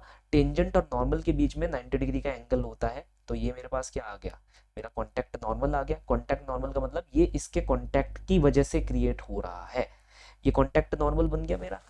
तो ये कॉन्टेक्ट नॉर्मल के डायरेक्शन में ही आपका एरिया वेक्टर का डायरेक्शन भी होता है, ये चीज हमें ध्यान में रखनी है। अगर ये मेरी इलेक्ट्रिक फील्ड ऐसे जा रही है तो मुझे बस ये देखना है कि इलेक्ट्रिक फील्ड और इसके बीच का जो एंगल है वो कितना है। फ्लक्स का फॉर्मूला मैं लिखूंगा ई डॉट डेल्टा ए। अगर तुम डेल्टा ए नहीं लिखते तो ds तो लिखोगे, तो ई डॉट ds। अब ये डॉट क्या है, ये डॉट प्रोडक्ट होता है, तो इस फॉर्मूले को लिखना ई ds cos थीटा। थीटा याद रखना, इन दोनों के बीच का जो ये एंगल होगा हमें वो वाला थीटा लेना है। ये चीज क्लियर है। यहाँ पर आपको ये डेफिनेशन पूरी अच्छे से लिखी हुई मिल जाएगी, ये आपको याद कर लेना है। क्लियर। अब इसके ऊपर एक क्वेश्चन करा देता हूँ, फिर मैं इलेक्ट्रिक डाइपोल पर बढ़ूंगा। या एक काम करते हैं, इसके क्वेश्चन हम गॉस में करेंगे। या चलो यार एक करा ही देता हूँ, फिर तुम लोग बोलना शुरू कर दोगे कि भाई क्वेश्चन नहीं कराया, क्वेश्चन नहीं कराया। देखो हमारे को ऐसे एक मान लो एक रेक्टेंगल दे देंगे। वो रेक्टेंगल क्या, स्क्वायर ले लो, ए बाई ए का एक स्क्वायर है, या ए बाई बी का रेक्टेंगल है। क्या है ये, ए बाई बी का रेक्टेंगल है। एंगल क्या है यहाँ पर, थीटा हमें गिवन है। फिर वो हमसे क्या कहेगा कि भाई देख, तेरी जो इलेक्ट्रिक फील्ड है वो ऐसे जा रही है इस डायरेक्शन में, ये इलेक्ट्रिक फील्ड जा रही है। मुझे ये बता, फाइंड द फ्लक्स कमिंग, अरे अभी स्पेलिंग गलत हो जाती ना, कुछ और ही मतलब समझ लेते तुम लोग, लेकिन फिर भी find the flux coming out of surface. अब हमारे पास जो सरफेस दे दिया वो क्या दे दिया, ए बी सी डी। यहां से पूछ रहा है कि कितना फ्लक्स बाहर की तरफ आ रहा है। हमें यहाँ पर क्या करना है, स्टेप नंबर 1, पहला काम, एरिया वेक्टर को यहाँ क्रिएट करो। एरिया वेक्टर आप क्रिएट कैसे करोगे, मैंने क्या बताया था, एरिया वेक्टर हमेशा इस प्लेन के परपेंडिकुलर रहेगा। तो अब हम यहाँ पर क्या करते हैं, मान लो मैं यहाँ पर एक ऐसे लाइन बना देता हूँ।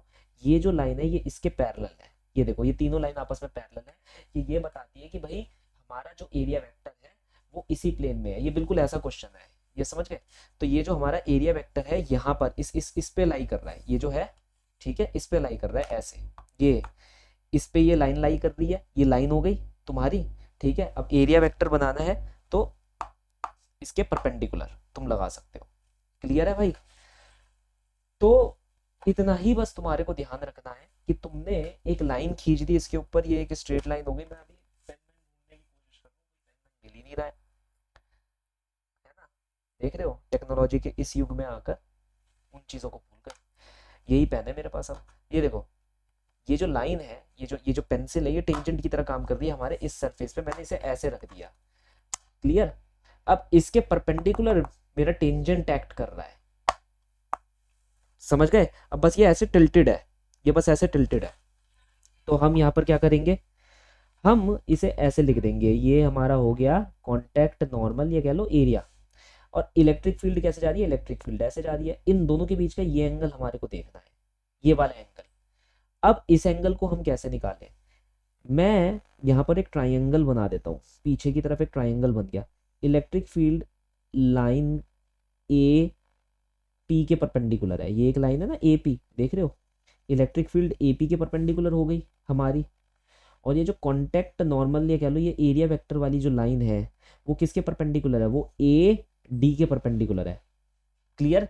तो इन दोनों के बीच का जो एंगल होगा, कौन सा एंगल होगा, 90 माइनस थीटा, वही एंगल आपको यहाँ देखने को मिलेगा। बचकर रहना, इसलिए मैं यहाँ पर ये वाला सम करवा रहा हूँ। दिख रहा है ना सम, मेरी खोपड़ी गायब हो जाती है सम आते ही। हाँ अब दिख रहा है।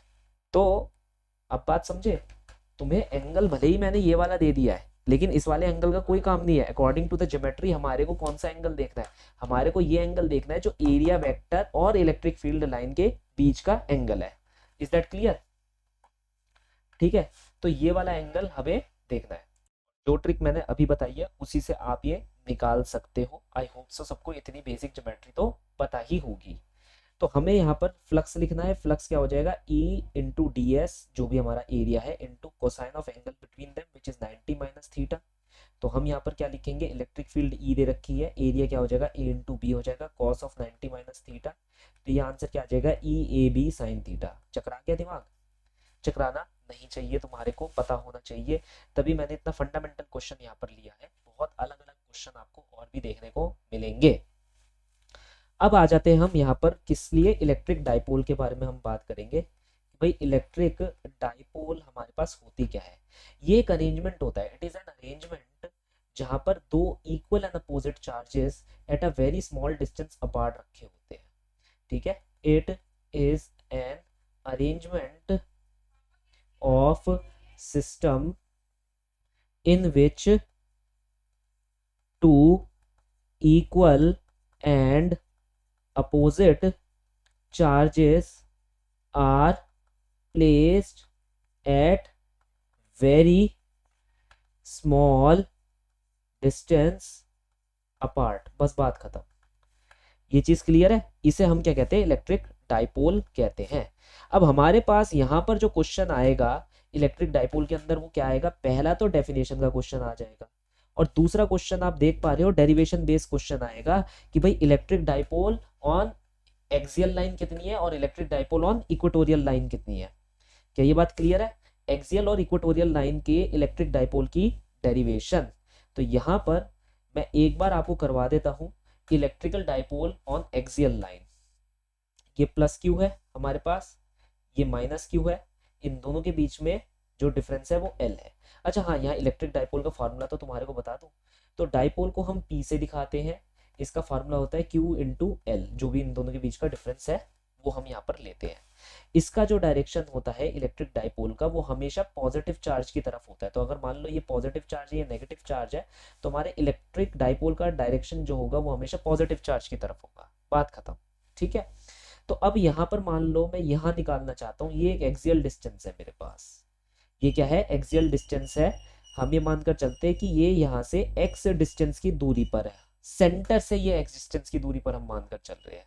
ये चीज क्लियर है?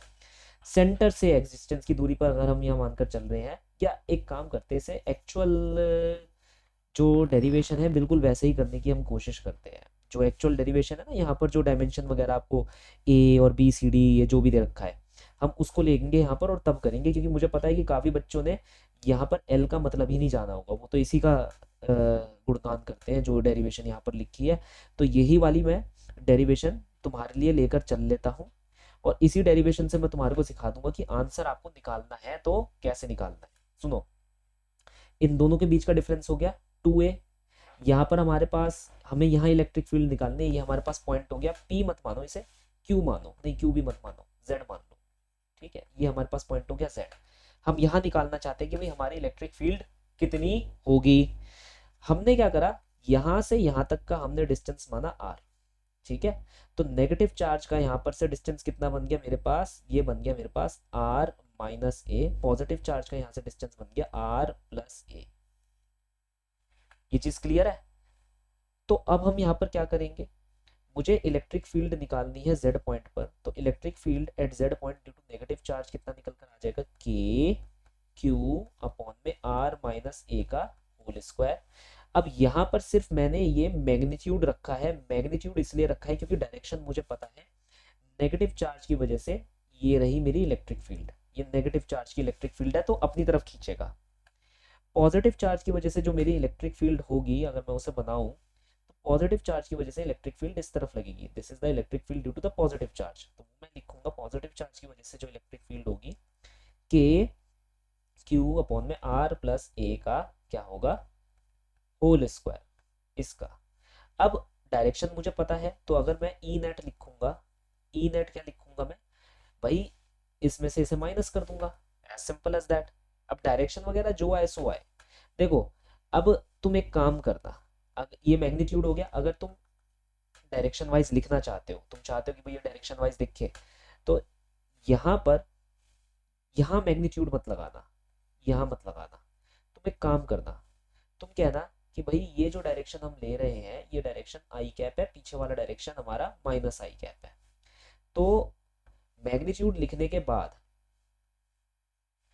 यहां लिख देना तुम, जो नेगेटिव है वो नेगेटिव आई कैप डायरेक्शन में, जो पॉजिटिव वाला चार्ज है वो प्लस आई कैप डायरेक्शन में, बस। अब तुम्हें नेट इलेक्ट्रिक फील्ड निकालनी है, तो इन दोनों को ऐड कर देना, क्योंकि हम जानते हैं सुपरपोजिशन प्रिंसिपल वेक्टर्स में काम आता ही आता है। इन दोनों को ऐड कर देना, तो हमारे पास आंसर क्या आ जाएगा? k q अपॉन में r माइनस ए का होल स्क्वायर, ये हमारा हो जाएगा नेगेटिव में, प्लस k q अपॉन में r प्लस ए का होल स्क्वायर। यहाँ पर माइनस आई कैप था और यहाँ प्लस आई कैप था। Is that clear? बस अब आपको क्या करना है, इसे सॉल्व कर लेना है। इसको सॉल्व करने के लिए यहाँ पर से मैं k और q को बाहर की तरफ कॉमन ले लूंगा, तो मेरे पास क्या बचेगा? माइनस वन अपॉन में r माइनस ए का whole square plus one upon में r प्लस ए का होल स्क्वायर। अच्छा, एक चीज मैं तुम्हें बता दूं, तुम अगर देख रहे हो तो मैंने इस साइड नेगेटिव चार्ज लिया और इस साइड पॉजिटिव चार्ज लिया है, लेकिन एनसीईआरटी के अंदर अगर तुम देखोगे, उसने इस साइड पॉजिटिव चार्ज लिया है और इस साइड नेगेटिव चार्ज लिया है। ध्यान से देखना इस डेरिवेशन को, अगर तुम समझ पाओ तो। लेकिन इससे कोई फर्क नहीं पड़ता जब तक आपको अपने डायरेक्शंस पता है। ये रिजल्ट आपके पास आकर ही रहेगा, इसका जो डायरेक्शन होगा वो भी आपको दिख जाएगा कि भाई इसका डायरेक्शन प्लस में है या माइनस में है। कोई सा भी पॉइंट आप ले लो, फर्क नहीं पड़ने वाला। आप क्या है कि कई बच्चे भूल जाते हैं, वो माइनस क्यू के साथ ले लेते हैं, कई बच्चे प्लस क्यू के साथ ले लेते हैं, फिर जो माइनस क्यू के साथ लेते हैं उनका आंसर अलग आ जाता है। वो कहते हैं यार मेरी तो डेरिवेशन गलत हो गई। डेरिवेशन गलत नहीं हुई है भाई, अगर तूने लिखा सही है तो तेरी सारी डेरिवेशन क्या रहेगी, सही रहेगी। तो यहाँ पर बस डायरेक्शन डाल देना कि माइनस क्यू और प्लस क्यू का डायरेक्शन क्या क्या होगा, वो तुम्हारे को देखने को यहाँ पर मिल जाएगा। डायरेक्शन अपने स्पेसिफाई कर देना, जैसे मैंने यहाँ पर करे कि भाई अगर ये प्लस क्यू है, ये माइनस क्यू है, तो आगे जाते तो प्लस आई कैप होता है, पीछे जाते तो माइनस आई कैप डायरेक्शन होता है। तो डायरेक्शन जैसे ही तुम स्पेसिफाई कर दोगे, बस सुपर इम्पोज करवा देना, दोनों वेक्टर्स को सुपर इम्पोज करवाने के बाद दोनों की वैल्यूज को ऐड करके लिख देना। एक बार ऐड करके लिख दोगे, बस कुछ नहीं करना, सॉल्व करना है। तो के क्यू क्या आ जाएगा, ऊपर आ जाएगा आर प्लस ए का whole square minus plus R minus ए का होल स्क्वायर अपॉन में are square minus A square का होल स्क्वायर। क्लियर। इसे थोड़ा सा हम सॉल्व कर लेंगे आप लोगों के लिए। जो चाहते हैं डेरिवेशन देखना, एक एक स्टेप पॉज कर करके अपने आप लिख लेना, ये मत समझना कि भाई मैं रुक जाऊंगा, बिल्कुल। थोड़ा सा यहाँ से मैं एक बार तुम्हें दिखा देता हूँ। ये मेरे पहले 2 स्टेप हो गए, क्लियर। फिर ये तीसरा स्टेप हो गया, क्लियर। चौथा स्टेप बस सिंप्लीफिकेशन पर है। तो यहाँ पर से अगर मैं इसे सिंप्लीफाई करूंगा, r square A square minus 2 RA plus are square plus A square minus 2 RA, ठीक है, दिख रहा है, यस, अपॉन में are square minus A square का होल स्क्वायर। बात खत्म। अब जो कट सकता है उसे काट दो, ठीक है। ये अरे कलर आ जा, ये देखो, ये दोनों कैंसिल आउट हो जाएंगे यहाँ पर से, ये इसके साथ ऐड हो जाएगा। तो k q minus 4 RA upon में are square minus A square का होल स्क्वायर। लेकिन तुम्हारे को पता है मैं इसे ऐसे लिख सकता हूँ, k into q into 2A into r upon में, और यहाँ 2 मल्टीप्लाई लिख देता हूँ, -1 को यहाँ लिख देता हूँ, आर स्क्वायर माइनस ए स्क्वायर का होल स्क्वायर। ये चीज़ क्लियर। अच्छा देखो एक चीज़, ये देख रहे हो आई कैप, ये देख रहे हो आई कैप, हम ये कॉमन निकालना नहीं भूल गए थे, बिल्कुल भूल गए थे। तो यहाँ कॉमन इसे भी निकाल कर रख लेना। ये कॉमन मत भूलना, जब भी कॉमन निकालते रहो उसे बाहर रखते जाना। क्यों?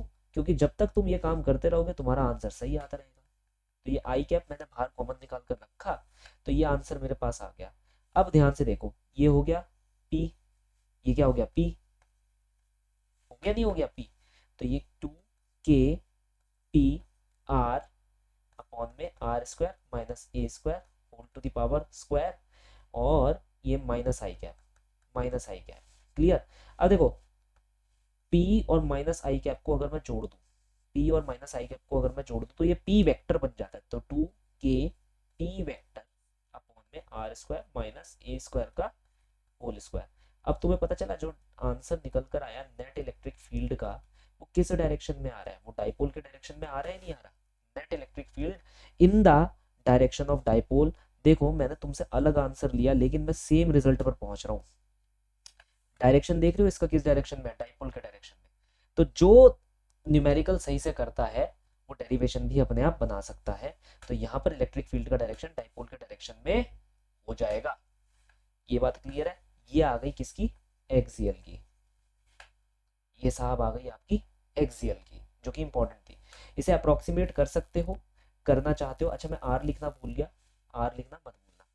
अप्रोक्सीमेट कर सकते हो तो कर लो, 2KPR अपॉन में आर स्क्वायर ए स्क्वायर, मतलब अगर ए बहुत छोटा हो जाता है क्योंकि डाइपोल है ना, छोटा हो जाएगा तो ये आर की पावर 4 हो जाएगा, आर से आर कट जाएगा तो ये क्यूब आ जाएगी।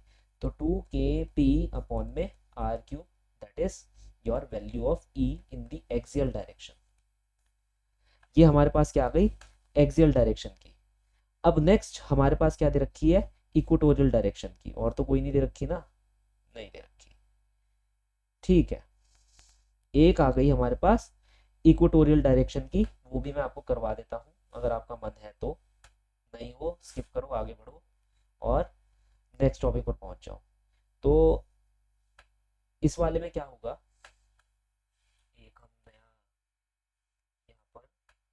पेज ले लेते हैं, ठीक है। चलो, यहाँ पर हमने रख दिया तुम्हारा प्लस क्यू चार्ज, यहाँ पर तुम्हारा रख दिया माइनस क्यू चार्ज। दोनों के बीच की डिफरेंस हमने 2a ले ली। इक्वेटोरियल पॉइंट बिल्कुल बीच में पड़ेगा at a distance of small r. तो हम यहाँ निकालना चाह रहे हैं कि हमारी नेट इलेक्ट्रिक फील्ड इस पर्टिकुलर पॉइंट पर कितनी होगी। Clear sir? ये हम नीचे ले सकते हैं इसको। अरे ये क्या हो गया, खैर जाने दो। कोई ना कोई तरीका तो निकाल ही लूंगा इसे इधर उधर करने का। ये होगा शायद। चलो यस हो गया। तो यहाँ पर ध्यान से देखना क्या होगा, प्लस क्यू वाला चार्ज इधर की साइड इलेक्ट्रिक फील्ड मारेगा, नेगेटिव क्यू वाला चार्ज किस साइड इलेक्ट्रिक फील्ड मारेगा, अपनी तरफ मारेगा। ये नेगेटिव वाले की चार्ज है, ये पॉजिटिव वाले की है। बस दोनों की वजह से इलेक्ट्रिक फील्ड निकाल के उनका रिजल्टेंट आंसर हम निकाल सकते हैं। हाँ या ना भाई, यही तो होगा इसके अंदर, और क्या हो सकता है। देखो ये डिस्टेंस आर है, तो ये क्या है, ये ए है, यहाँ से यहाँ तक का डिस्टेंस, यहाँ से यहाँ तक का डिस्टेंस ए है। तो ये कितना हो जाएगा, under root of a square plus are square. ये भी कितना हो जाएगा, under root of a square plus are square. Clear?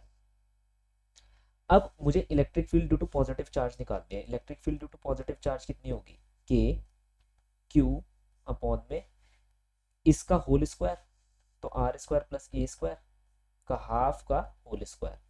तो 2 से 2 यहाँ पर क्या हो जाएगा, कैंसिल हो जाएगा, दिख रहा है ना, यस। तो electric field due to positive charge इतनी निकल गई। Similarly electric field due to negative charge भी सेम ही होगी, कोई चेंज नहीं होने वाला। सेम डिस्टेंस है, सेम सब कुछ है, बस डायरेक्शन अलग अलग हो जाएगा। डायरेक्शन क्या हो जाएगा, अलग अलग हमारे को देखने को मिलेगा। उसके अलावा यहाँ पर कोई और चीज चेंज नहीं होने वाली। ये बात क्लियर है?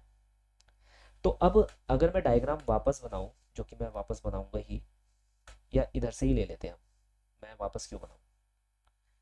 देखो ये डायग्राम है हमारा, ये प्लस क्यू चार्ज था, ये माइनस क्यू चार्ज है।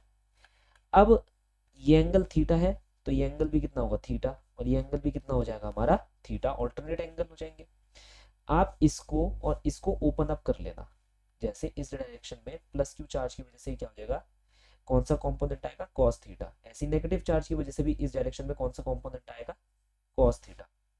तुम एक चीज देख रहे हो, मैंने यहाँ डायरेक्शन के बारे में कुछ नहीं लिखा, ना मैंने आई कैप लगाया, ना मैंने जे कैप लगाया, ना मैंने के कैप लगाया। यहाँ पर सिर्फ मैंने मैग्नीट्यूड लिखकर छोड़ दिया। क्यों? क्योंकि डायरेक्शन यहाँ पर मुझे पता है, मैं खुद रिजॉल्व कर सकता हूँ, है ना। और अभी इस स्तर पर आकर तो मुझे बताने की कोई जरूरत होनी नहीं चाहिए कि रिजोल्यूशन हमारा कैसे होता है। तो यहाँ पर ये हमने कर दिया भाई रिजॉल्व। ठीक है सर, नहीं रेड नहीं लूंगा, कौन सा लूँ, पर्पल, ग्रीन। देखो तो प्लस क्यू चार्ज हमारा इस डायरेक्शन में खुला, E plus Q cos theta, और इस डायरेक्शन में खुलेगा तो क्या आएगा, E plus Q sine theta. Similarly minus Q वाला जो चार्ज है वो अगर नीचे की तरफ खुलता है तो ई माइनस क्यू वाला साइन थीटा। क्योंकि ये दोनों आपस में इक्वल है, हमारे को पता है, तो equal and opposite cancel each other. Yes, equal and opposite क्या होगा बच्चों, एक दूसरे को कैंसिल आउट कर देगा। तो ये दोनों तो अपने आप को कैंसिल आउट कर देंगे, ये वाला पार्ट और ये वाला पार्ट। मतलब वर्टिकल कोई भी एग्जिस्ट नहीं करेगा, सिर्फ हॉरिजॉन्टल वाले ये दो एग्जिस्ट करेंगे, और ये दोनों ऐड हो जाएंगे। तो अगर ये दोनों ऐड हो जाते हैं, ये इक्वल है, तो मैं इसे लिख सकता हूँ 2 times of e due to positive charge q cos theta, 2 times of k q upon में are square plus A square की पावर 1 इंटू कॉस थीटा। अब देखो कॉस थीटा मैं कैसे निकालूंगा, मुझे पता है। अगर मैं ये वाला ट्राइंगल ले लेता हूँ, ये जो ग्रीन कलर में मैं आपको दिखा रहा हूँ, ये वाला ट्राइंगल अगर मैं ले लेता हूँ, ठीक है, बाकी सारी चीजें मैं यहाँ से इरेज कर देता हूँ। देखो ये डिस्टेंस कितना है, आर, ये डिस्टेंस कितना है, ए, ये वाला डिस्टेंस कितना है, A square plus are square under root. तो कॉस थीटा मेरे पास कितना हो जाएगा, ए अपॉन में are square plus A square का अंडर रूट। क्लियर? इसे थोड़ा सा सॉल्व करोगे तो क्या आएगा, के क्यू 2a अपॉन में आर स्क्वायर ए स्क्वायर की पावर 3/2। अब ये तो हो गया हमारे पास डाईपोल, ये क्या हो गया, डाईपोल। तो के पी आर स्क्वायर ए स्क्वायर की पावर 3/2। अब बात आ रही है डायरेक्शन की। अब ध्यान से देखना, यहाँ पर से मेन काम शुरू होगा। तुम्हारी डाइपोल का डायरेक्शन किस तरफ है, बिल्कुल सेम ऐसी डेरिवेशन आपको क्या करनी है, अपने बोर्ड्स के अंदर भी कर कर आनी है। तो बस आपको ये देखना है जो आपका डायरेक्शन है किस तरफ है। ये देखो P का डायरेक्शन इस तरफ है, पॉजिटिव चार्ज की तरफ डाइपोल का डायरेक्शन होता है। इलेक्ट्रिक फील्ड का डायरेक्शन उसका अपोजिट है। तो बस यहाँ पर लिख देना, ये जो P वेक्टर तुमने डाल रखा है इसे P वेक्टर लिख देना और एक -1 डाल देना, बात खत्म। तो यहाँ पर अगर तुम डेरिवेशन करो, डेरिवेशन को प्रोसीड कैसे करना है, पहले तो ये डायग्राम बना दो। दूसरे, जब ये डायग्राम बना लिया तुमने, रिजॉल्व करके दिखा दो जो मैंने रिजॉल्व करा है। रिजॉल्व करने के बाद जब ये सेकंड स्टेप आपने लिख दिया, तो थर्ड स्टेप में आना। थर्ड स्टेप कि भाई जो सारा इलेक्ट्रिक फील्ड है, ये ई नेट है, ये किस डायरेक्शन में है, ऐसे लिख देना कि भाई ये तो इस डायरेक्शन में है। ये कौन सा डायरेक्शन है, ये हमारा ये वाला डायरेक्शन है। ये वाला हमने क्या माना था, प्लस आई कैप माना था, नहीं माना था, तो प्लस आई कैप लिख देना कि भाई ये वाला जो डायरेक्शन है हमने प्लस आई कैप माना था। तो चाहो तो डायरेक्शन लिख कर आगे बढ़ते रहना, ठीक है, कि भाई इसके साथ प्लस आई कैप प्लस आई कैप प्लस आई कैप मैं लगाता रहूंगा, हाँ या ना। लेकिन जो तुम्हारा डाइपोल है वो उल्टे डायरेक्शन में है, मतलब वो किस डायरेक्शन में है, वो माइनस आई कैप के डायरेक्शन में है। तो इसलिए ये तुम्हारा आंसर आया, ये बात बिल्कुल सही है। लेकिन अगर तुम direction with respect to dipole लोगे तो याद रखना, ये जब आई कैप को तुम कंज्यूम करवाओगे तो माइनस पी कैप लिख देना या माइनस पी वेक्टर लिख देना, क्योंकि आई वेक्टर आगे की साइड है और पी वेक्टर पीछे की साइड है, तो आपस में ये दोनों अपोजिट हैं। पी वेक्टर जो है वो माइनस आई कैप के डायरेक्शन में है। देखो P जो तुम्हारे पास है डाइपोल, ये वाला डाइपोल, मैं ये बताने की कोशिश कर रहा हूँ, ये जो डाइपोल है ये माइनस आई कैप के डायरेक्शन में है। तो अगर तुम डाइपोल को लिखोगे which is Q into 2a, तो इसे लिखोगे minus i cap, P is Q into 2a minus i cap. लेकिन तुम्हारे पास यहाँ पर से रिजल्ट का आंसर क्या निकल कर आ रहा है, KQ2a प्लस आई कैप अपॉन में R² प्लस A² 3/2, ये नेट इलेक्ट्रिक फील्ड निकल कर आ रही है। आंसर में कोई गड़बड़ी नहीं है, आंसर सही है।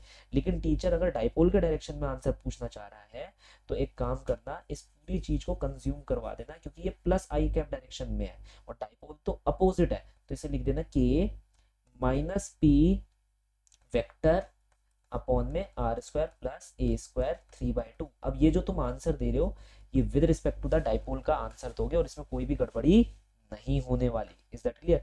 तो काफी लंबी चौड़ी डेरिवेशन से तुम बच जाओगे। ये डाइपोल हो गया। डाइपोल के अंदर फॉर्मूला बेस्ड क्वेश्चन आएंगे। अब इसी के अंदर मिनिएचर डाइपोल कर लो तुम। भाई छोटी डाइपोल जो हमारे पास होती है वो कितनी होगी, के पी अपॉन में ए को भूल जाना, ए को 0 लगा देना, तो लिखोगे R² की पावर 3/2। बस इतना थोड़ा सा कर देना कि यहाँ पर ब्रैकेट में लिख देना लिमिट ए टेंड्स टू 0। ए बहुत छोटा हो जाएगा, ठीक है, या ये मत लिखना, तुम ये लिखना, ये ज्यादा बेहतर रहेगा। ए टेंड्स टू 0 लिखोगे तो बेकार है। तुम बस इतना लिख देना ए इज वेरी वेरी स्मॉल, तो A² इज ऑलवेज स्मॉल, वो और ज्यादा स्मॉल हो जाएगी। तो ये तुम्हारे पास आंसर आ जाएगा, 2 से 2 काट देना, तो KP अपॉन में R³ will be the E of equatorial. और डायरेक्शन लिखना मत भूलना, यहाँ माइनस लिख देना या वेक्टर लिख देना और यहाँ वेक्टर चढ़ा देना। तो ऐसे करके तुम्हारी ये बेसिक डेरिवेशन हो सकती है। नेक्स्ट, यहाँ पर अगर आप देख पा रहे हो, मन करे तो ये वाली बिल्कुल क्वेश्चन करने की कोशिश करना। फुल ये क्वेश्चन आ सकते हैं, छोटे छोटे ही क्वेश्चन आते हैं डाइपोल के साथ, हमेशा याद रखना। डेफिनेशन, डेरिवेशन, ये एक सेट बनता है क्वेश्चन का। डेफिनेशन, डेरिवेशन, ये चीज क्लियर है? आ जाओ अब, dipole in a uniform external field. अगर मैं किसी डाइपोल को एक्सटर्नल फील्ड में रख देता हूं तो उस डाइपोल पर कितनी टॉर्क लग रही होगी, इसके ऊपर कभी भी डेरिवेशन नहीं आती है। डायरेक्टली आपको फॉर्मूला याद रखना है, P क्रॉस E, ये टॉर्क को एग्जिबिट करेगा। इसके ऊपर जो क्वेश्चन एट मैक्स आ सकता है वो है ये टॉर्क निकालने का क्वेश्चन। तो ये P क्रॉस E का मतलब होता है PE साइन थीटा। तो वो आपको एक सिंपल सा क्वेश्चन दे देगा कि ये एंगल 60 डिग्री का है। क्या है ये एंगल? 60 डिग्री का है। यहाँ एक चार्ज है 1 कूलाम का, यहाँ एक चार्ज है 1 कूलाम का, ठीक है सर। और साथ ही साथ इन दोनों के बीच की जो डिस्टेंस है वो है 1 मिलीमीटर। तो नेट टॉर्क निकालो अगर इलेक्ट्रिक फील्ड आपके पास 10⁵ न्यूटन पर कूलाम दे रखी है। तो आपको बस फॉर्मूले में रखना है, डाइपोल की वैल्यू लगानी है, charge into the distance. Charge कितना है? 1 कूलम, डिस्टेंस कितना है? 1 millimetre, that is 10⁻³ metre multiply by electric field which is 10 to the power 5 and sine of angle in between the dipole and electric field. Dipole और electric field का angle बहुत ज्यादा main है. अब आप देखोगे यहाँ मैंने पॉजिटिव चार्ज लिया है और नीचे की तरफ मैंने क्या दिया है, नेगेटिव चार्ज. ठीक है, एक सेकेंड थोड़ा चलना. तो ये मेरा पॉजिटिव चार्ज है, ये मेरा नेगेटिव चार्ज है. तो यहाँ पर याद रखना आपका जो डाइपोल है वो ऐसे जा रहा है पॉजिटिव चार्ज की तरफ. तो यहाँ पर डाइपोल और इलेक्ट्रिक फील्ड के बीच का एंगल कितना है, 60 डिग्री. तो ये कितना हो जाएगा, साइन 60 डिग्री. ये चीज क्लियर, वैल्यूज को रख देना, आंसर आ जाएगा. साइन 60 डिग्री में याद दिला दूं √3/2 होता है. Clear. Again newton metre. Torque का तो वही फॉर्मूला रहने वाला है, टॉर्क की जो यूनिट्स है उसे मत भूल जाना. अब कंटिन्यूस चार्ज डिस्ट्रीब्यूशन और कह लो गॉस लॉ के बारे में हम यहाँ पर डिस्कस करते हैं. लास्ट चीज है जिसके बारे में हम यहाँ पर डिस्कस कर सकते हैं, गॉस लॉ. यहाँ से क्वेश्चन आएगा ही आएगा, अगर तुम लोग यहाँ तक बने हुए हो तो फिर समझ जाओ. गॉस लॉ हमसे ये कहता है, सिंपल लिखना, E.ds net flux is equal to net charge in residing inside the contour which you are choosing or the Gaussian surface which you are choosing on में epsilon naught. Is that clear? यहाँ पर एक second देखो, यहाँ आपके पास आ जाएगा Gauss law के बारे में. इसकी डेफिनेशन इन लोगों ने नहीं दे रखी होगी, मुझे पक्का पता है. देखो ये इसने बोल रखा है, ये वाली लाइन बोल रखी है, ये यही बात है. तो तुम अगर गॉस लॉ तुमसे आए पूछने के लिए तो कहना कि close integral of any contour, close integral of any contour मतलब E.ds. अब यहाँ पर मैंने ये जीरो लगा दिया, इसका मतलब जीरो नहीं है, it is a closed integral. तो closed integral of any contour या सरफेस इंटीग्रल अगर आप कहना चाहे तो इसे यहाँ पर ये हम लिख देते हैं सरफेस इंटीग्रल. तो इसमें हम कहेंगे surface integral of electric field, या इससे भी अच्छा आप यूज कर सकते हैं ताकि ज्यादा हम ये ना दिखाएं कि भाई हम बहुत बड़े तो रमखा मैथमेटिशियन है. Net electric flux through a closed surface is equal to net charge enclosed by the surface divided by epsilon naught. ये कह लो परमिटिविटी, या it is the ratio of, ऐसे भी लिख सकते हो, it is the according to this law, ऐसे लिखना, ये ज्यादा बेहतर आंसर बनेगा. According to this law net flux is net flux coming out of body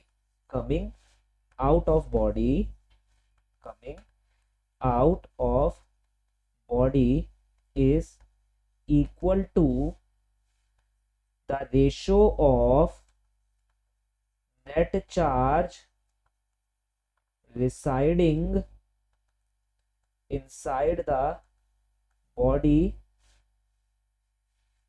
and permittivity. ठीक है सर,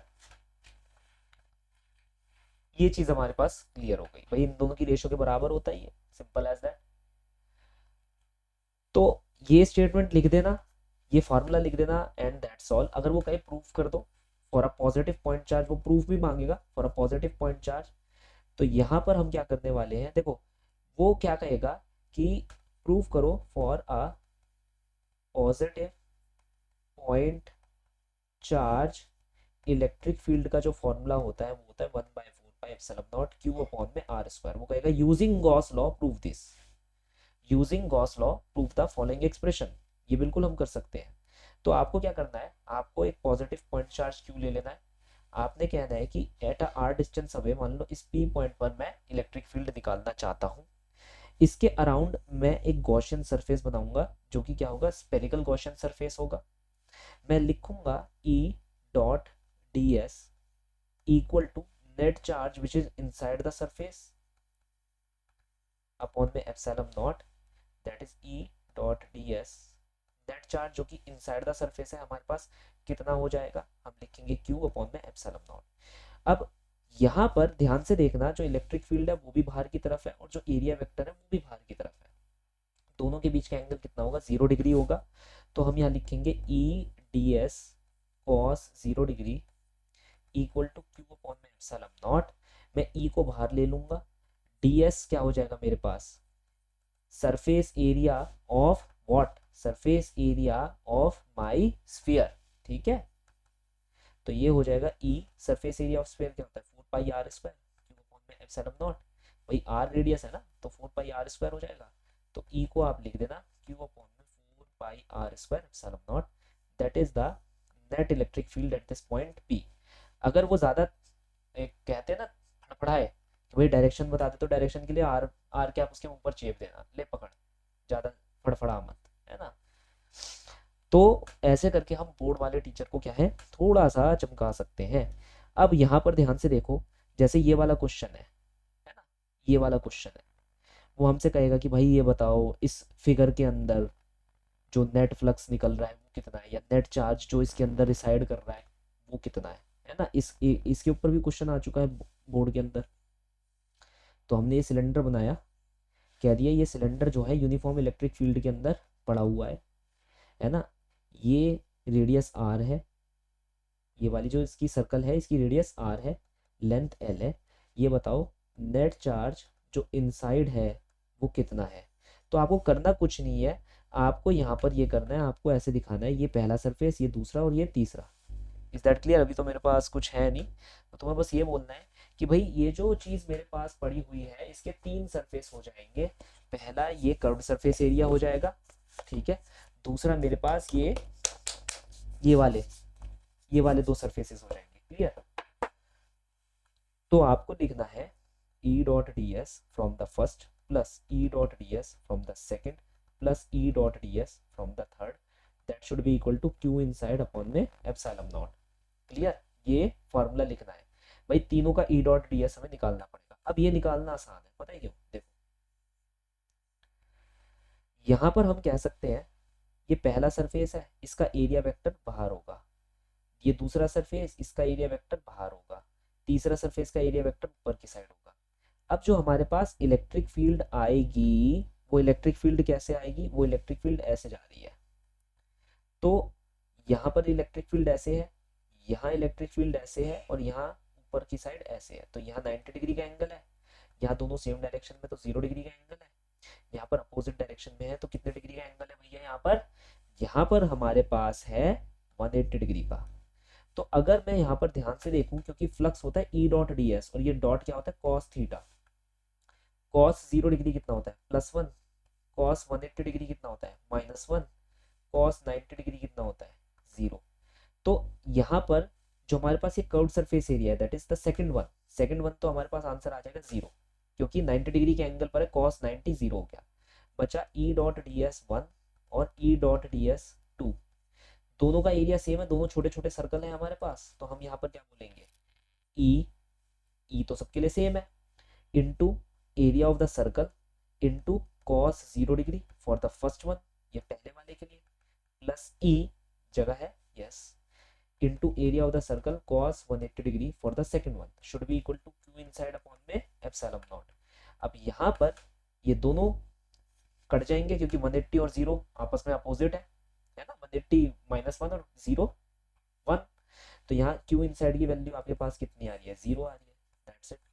तो आपके पास नेट चार्ज जो इसके अंदर डिसाइड कर रहा होगा वो कितना चार्ज डिसाइड करेगा इसके अंदर 0। एक और क्वेश्चन हम यहाँ पर देख लेते हैं, फिर मैं एक होमवर्क दे दूंगा क्वेश्चन जो तुम कर सकते हो, बता दूंगा, करना तुम्हारे ऊपर है भाई, बिल्कुल ठीक है। वैसे मैं भूल गया क्या करवाने वाला था, खैर याद आ गया, शीट वाला क्वेश्चन, थिन शीट है हमारे पास, पॉजिटिव चार्ज है, वो ये पूछेगा कि यहाँ पर इलेक्ट्रिक फील्ड कितनी है, ठीक है। इसकी सरफेस चार्ज डेंसिटी वो सिग्मा दे देगा। तो आपको करना कुछ नहीं है, गॉस सरफेस बनाना है, गॉसियन सरफेस। कैसे बनाओगे, यहाँ पर आप देख लो, जो पॉइंट ऑफ इंटेंशन है अपने गॉसियन सरफेस को वहां तक ले जाओगे, और जो गॉसियन सरफेस हम यहाँ पर बनाने वाले हैं वो सिलिंड्रिकल गॉसियन सरफेस हम यहाँ बना रहे हैं। इज दैट क्लियर, कैसा है सिलेंड्रिकल गॉसियन सरफेस। तो आपको यहाँ पर क्या करना है, जैसे सिलेंडर पहले बनाया था वैसे ही, क्योंकि देखो ना यहाँ पर तुम गॉसियन सरफेस तो कुछ भी ले सकते हो, तुम चाहो तो सर्कल ले लो, स्फीयर ले लो, टेट्राहेड्रन ले लो, लेकिन वही तो बात क्या था, गॉस ने क्या कहा था, गॉस ने ये कहा था तुम कुछ भी कर सकते हो लेकिन औकात के अनुसार करना है सारा काम। ये नहीं है कि भैया तुम यूक्लिड की तरह या फिर न्यूटन की तरह बहुत ही तुर्रम खा मैथमेटिशियन हो, है ना। तो हमने क्या करा, हमने कहा चलो ठीक है भाई, हम नहीं है, हम मानते हैं, हम तो कुछ ही चीजें लेकर चलेंगे। हमारे को क्या आता है ज्यादा ज्यादा, एक स्पेयर आता है, और एक क्या आता है ज्यादा ज्यादा, एक सिलेंडर आता है। तो इस सरफेस के लिए हमने क्या ले लिया, सिलेंडर ले लिया। देखो दिख रहा है। तो यहाँ पर ये जो सिलेंडर है, इसने हमारे पॉइंट ऑफ इंटेंशन को कर लिया कवर। तो अब बिल्कुल जैसे हमने पहले करा था, बिल्कुल वैसे ही आंसर यहाँ पर भी निकल कर आएगा। अब ये पॉजिटिव चार्ज है, इसकी इलेक्ट्रिक फील्ड कैसे जाएगी, इस तरफ इसकी इलेक्ट्रिक फील्ड जाएगी, और पीछे वाले के लिए कहाँ जाएगी, पीछे की तरफ इसकी इलेक्ट्रिक फील्ड जाएगी, है ना। और एरिया वेक्टर आगे, अब देखो यहाँ पर पॉजिटिव है इसलिए इलेक्ट्रिक फील्ड पीछे जा रही है। इस केस के अंदर मैंने आपको इलेक्ट्रिक फील्ड का डायरेक्शन दिया था, इस केस के अंदर इलेक्ट्रिक फील्ड इस तरफ जा रही थी, इसके अंदर कोई चार्ज वार्ज कोई शीट वीट नहीं रख रखी, यहाँ रख रखी है। तो यहाँ पर आपको क्या करना है, वही अगेन, ये मेरा पहला एरिया, दूसरा एरिया और तीसरा एरिया। दूसरा एरिया तो हमेशा ही जीरो हो जाएगा क्योंकि उसका एरिया वेक्टर ऊपर होता है, इलेक्ट्रिक फील्ड आगे की तरफ होती है, एंगल 90 डिग्री होता है। तो जो दूसरा एरिया है उसकी वजह से इलेक्ट्रिक फील्ड जीरो हो जाएगी, लेकिन लिखना तुम्हें पूरा ही है कि e dot D s due to 1, e dot D s due to 2 plus e dot D s due to 3 equal to क्या हम लिखेंगे, नेट चार्ज इनसाइड अपॉन में एप्सिलॉन नॉट। ये तुम्हें पूरा ही लिखना है क्योंकि वो पूछ रहा है तुमसे इलेक्ट्रिक फील्ड यहाँ पर कितनी है। क्लियर। अब सेकंड वाले की वजह से लिख देना कि जीरो है क्योंकि यहाँ पर थीटा आपका 90 डिग्री के बराबर है। थीटा किसके बराबर है, 90 डिग्री के। 1 और 2 वो सॉरी 1 और 3 ये दोनों सेम है क्योंकि यहाँ पर दोनों के केस में जो एरिया वेक्टर है वो बाहर की तरफ है, तो यहाँ एंगल हमेशा 0 डिग्री ही आपका बनता हुआ नजर आएगा। देखो इसका भी एरिया वेक्टर बाहर की तरफ है, तो यहाँ पर भी एंगल कितना है, 0। तो ये तो दोनों सेम हो गए, तो मैं लिख सकता हूँ 2 times of E dot D S, और डॉट प्रोडक्ट हटा दूंगा, कॉस 0 आ जाएगा, that is Q inside upon में एप्सिलॉन नॉट। तो ये लिख सकता हूँ 2 ई डी एस, मुझे ध्यान देना है कि डी एस मेरा कितना होगा, या ऐसे ही लिख देते हैं, डी एस जो मेरा होगा वो ये वाला एरिया होगा, ये वाला, ये सर्कल वाला एरिया, ये सर्कल वाला एरिया, ये सर्कल वाला, ये सब सेम है, तो हम इसे लिख देंगे सर्कल वाला area, a circle, cos 0 plus 1। Clear. Cos 0 कितना हो जाएगा, plus 1 equal to inside charge कितना है।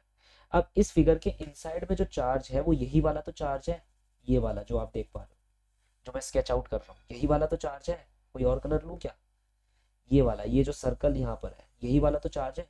भाई तुम खुद देखो, अगर मैं इसका कटआउट कर दूं, छोटा सा कटआउट कर दूं, तो वो सर्कल दिखेगा तुम्हें, छोटी सी पत्ती सर्कल की, वही तो चार्ज है। तो अब वो नेट चार्ज कितना होगा, मैंने तुम्हें हरे को दे रखा है सिग्मा। सिग्मा का मतलब क्या होता है, चार्ज पर यूनिट एरिया, होता है नहीं होता। तो अब ये है चार्ज पर यूनिट एरिया, तो मुझे अब ये निकालना है सर्कल का चार्ज कितना है। तो मैं क्या करूंगा, इस चार्ज पर यूनिट एरिया को सर्कल के एरिया से मल्टीप्लाई कर दूंगा, बस बात खत्म। तो मेरे पास इनसाइड का चार्ज आ जाएगा, उस सर्कल का चार्ज आ जाएगा।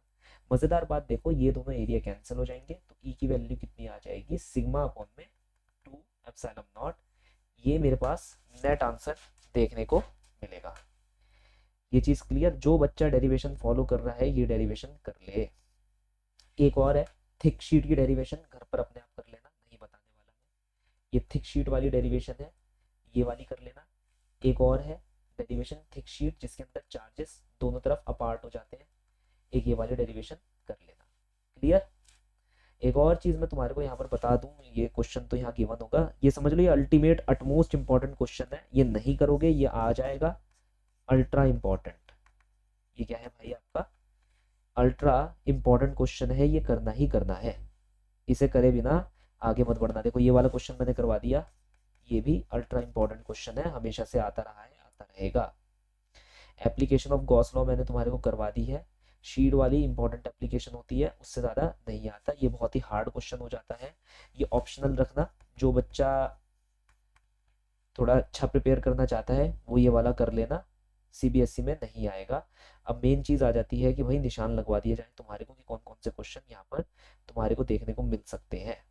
ठीक है, देखो यहाँ पर जैसे कि what is the force in between the two charge, ये पॉसिबल है, पूछा नहीं जाएगा इतना। Electrostatic force in between the due to the another small sphere इतना। What is the distance between the two sphere. देखो ये पहला नहीं पूछा जाएगा, दूसरा ठीक है ये पूछ लिया जा सकता है, ये वाला नहीं आएगा। Explain the meaning of statement electric charge can be quantize, ये क्वांटाइजेशन के ऊपर है, क्वांटाइजेशन का आ सकता है, ठीक है। But why one can ignore the electric charge when dealing with the, ये नहीं आएगा, ये नहीं आता, इतना बकवास कुछ नहीं देते लोग, ये भी नहीं आएगा, ठीक है। 4 point charges are located at the corner of the square, what is the force, ये आ सकता है 1.6। Then an electrostatic field line continuous curve, what is the field, नहीं ये नहीं आएगा। मतलब ऑब्वियसली देखो ऐसा क्वेश्चन पूछा जा चुका है, लेकिन वो यही होगा कि वो दोनों एक दूसरे को इंटरसेक्ट क्यों नहीं करते, वो तुम जानते ही हो क्यों नहीं करते, तो वो मतलब इतना पढ़ने की इसको ज़रूरत नहीं है। फिर क्या है, total charge and electric dipole of the system, ये पूछा जा सकता है, बहुत छोटा सा क्वेश्चन है, तो इसके जैसा पूछा जा सकता है, ये ही नहीं पूछा जाएगा, ठीक है। इसके जैसा पूछा जा सकता है, ये वाला देख रहे हो पॉलिथीन वाला, इसका ए पार्ट कर लेना है ना, ए पार्ट और बी पार्ट, ये इंपॉर्टेंट क्वेश्चन है, ठीक है, ये इंपॉर्टेंट क्वेश्चन है। ये देख रहे हो ये वाला, मैंने जो डेरिवेशन मैंने करवाई है बस वो डेरिवेशन देख लेना, प्लेन वाली, ये 1.17 बिल्कुल पूछा जा सकता है, ये वाला है ना, ये तो पूछा जाएगा ही जाएगा। देन हमारे पास क्या हो जाता है, point charge centre of the cubic Gaussian surface, what is the net electric flux, optional पूछा जा सकता है क्योंकि बहुत ही सिंपल मेथड पर ये डिपेंड कर रहा है। Then uniformly charge conducting sphere diameter has a charge density, find the charge on the sphere और total flux leaving the surface, ये भी आ सकता है। इनफाइनाइट लाइन चार्ज, ये भी आ सकता है, ठीक है। और एक शीट वाला, तो ये सब करके जाना, इसके अलावा करने की कोई चीज़ ज़रूरत नहीं है। तो आई होप सो आप सब लोगों को बहुत ही मज़ा आया होगा मेरे साथ ये करके। किसी को कोई भी प्रॉब्लम आए वो मेरे से डायरेक्टली कांटेक्ट कर सकता है, कमेंट सेक्शन में लिख दो, मैं टेलीग्राम में किसी का नहीं किसी चीज़ का लिंक डाल दूंगा या अपना नंबर दे दूंगा, उसके अंदर तुम लोग मेरे से बात कर सकते हो। लाइक शेयर एंड सब्सक्राइब कर देना, ये मैं तुमसे इसलिए मांग रहा हूँ ताकि ज़्यादातर बच्चों तक मैं रीच आउट कर पाऊँ, उनकी हेल्प कर पाऊँ। Is that clear? क्योंकि देखो हर बच्चे का, मैं जैसा कहता हूँ, यही रहता है कि हर बच्चे को हर किसी से समझ नहीं आता, क्या पता किसी बच्चे को मेरे से भी समझ आ जाए, है ना। ज़्यादातर बच्चों को आ जाता है, तो इसलिए कि भाई जो बच्चा कहीं पर भी नहीं समझ पा रहा है, मदद करने वाले बहुत है, मैं मना नहीं कर रहा, लेकिन किसी बच्चे को भाई किसी से भी समझ नहीं आ रहा, क्या पता वो मेरे से जब रीच में आ जाए तो जल्दी से जल्दी उसका समय भी बच जाए और नंबर भी अच्छे ले आए, ठीक है। चलिए मिलते हैं आपसे नेक्स्ट सेशन के अंदर, थैंक यू।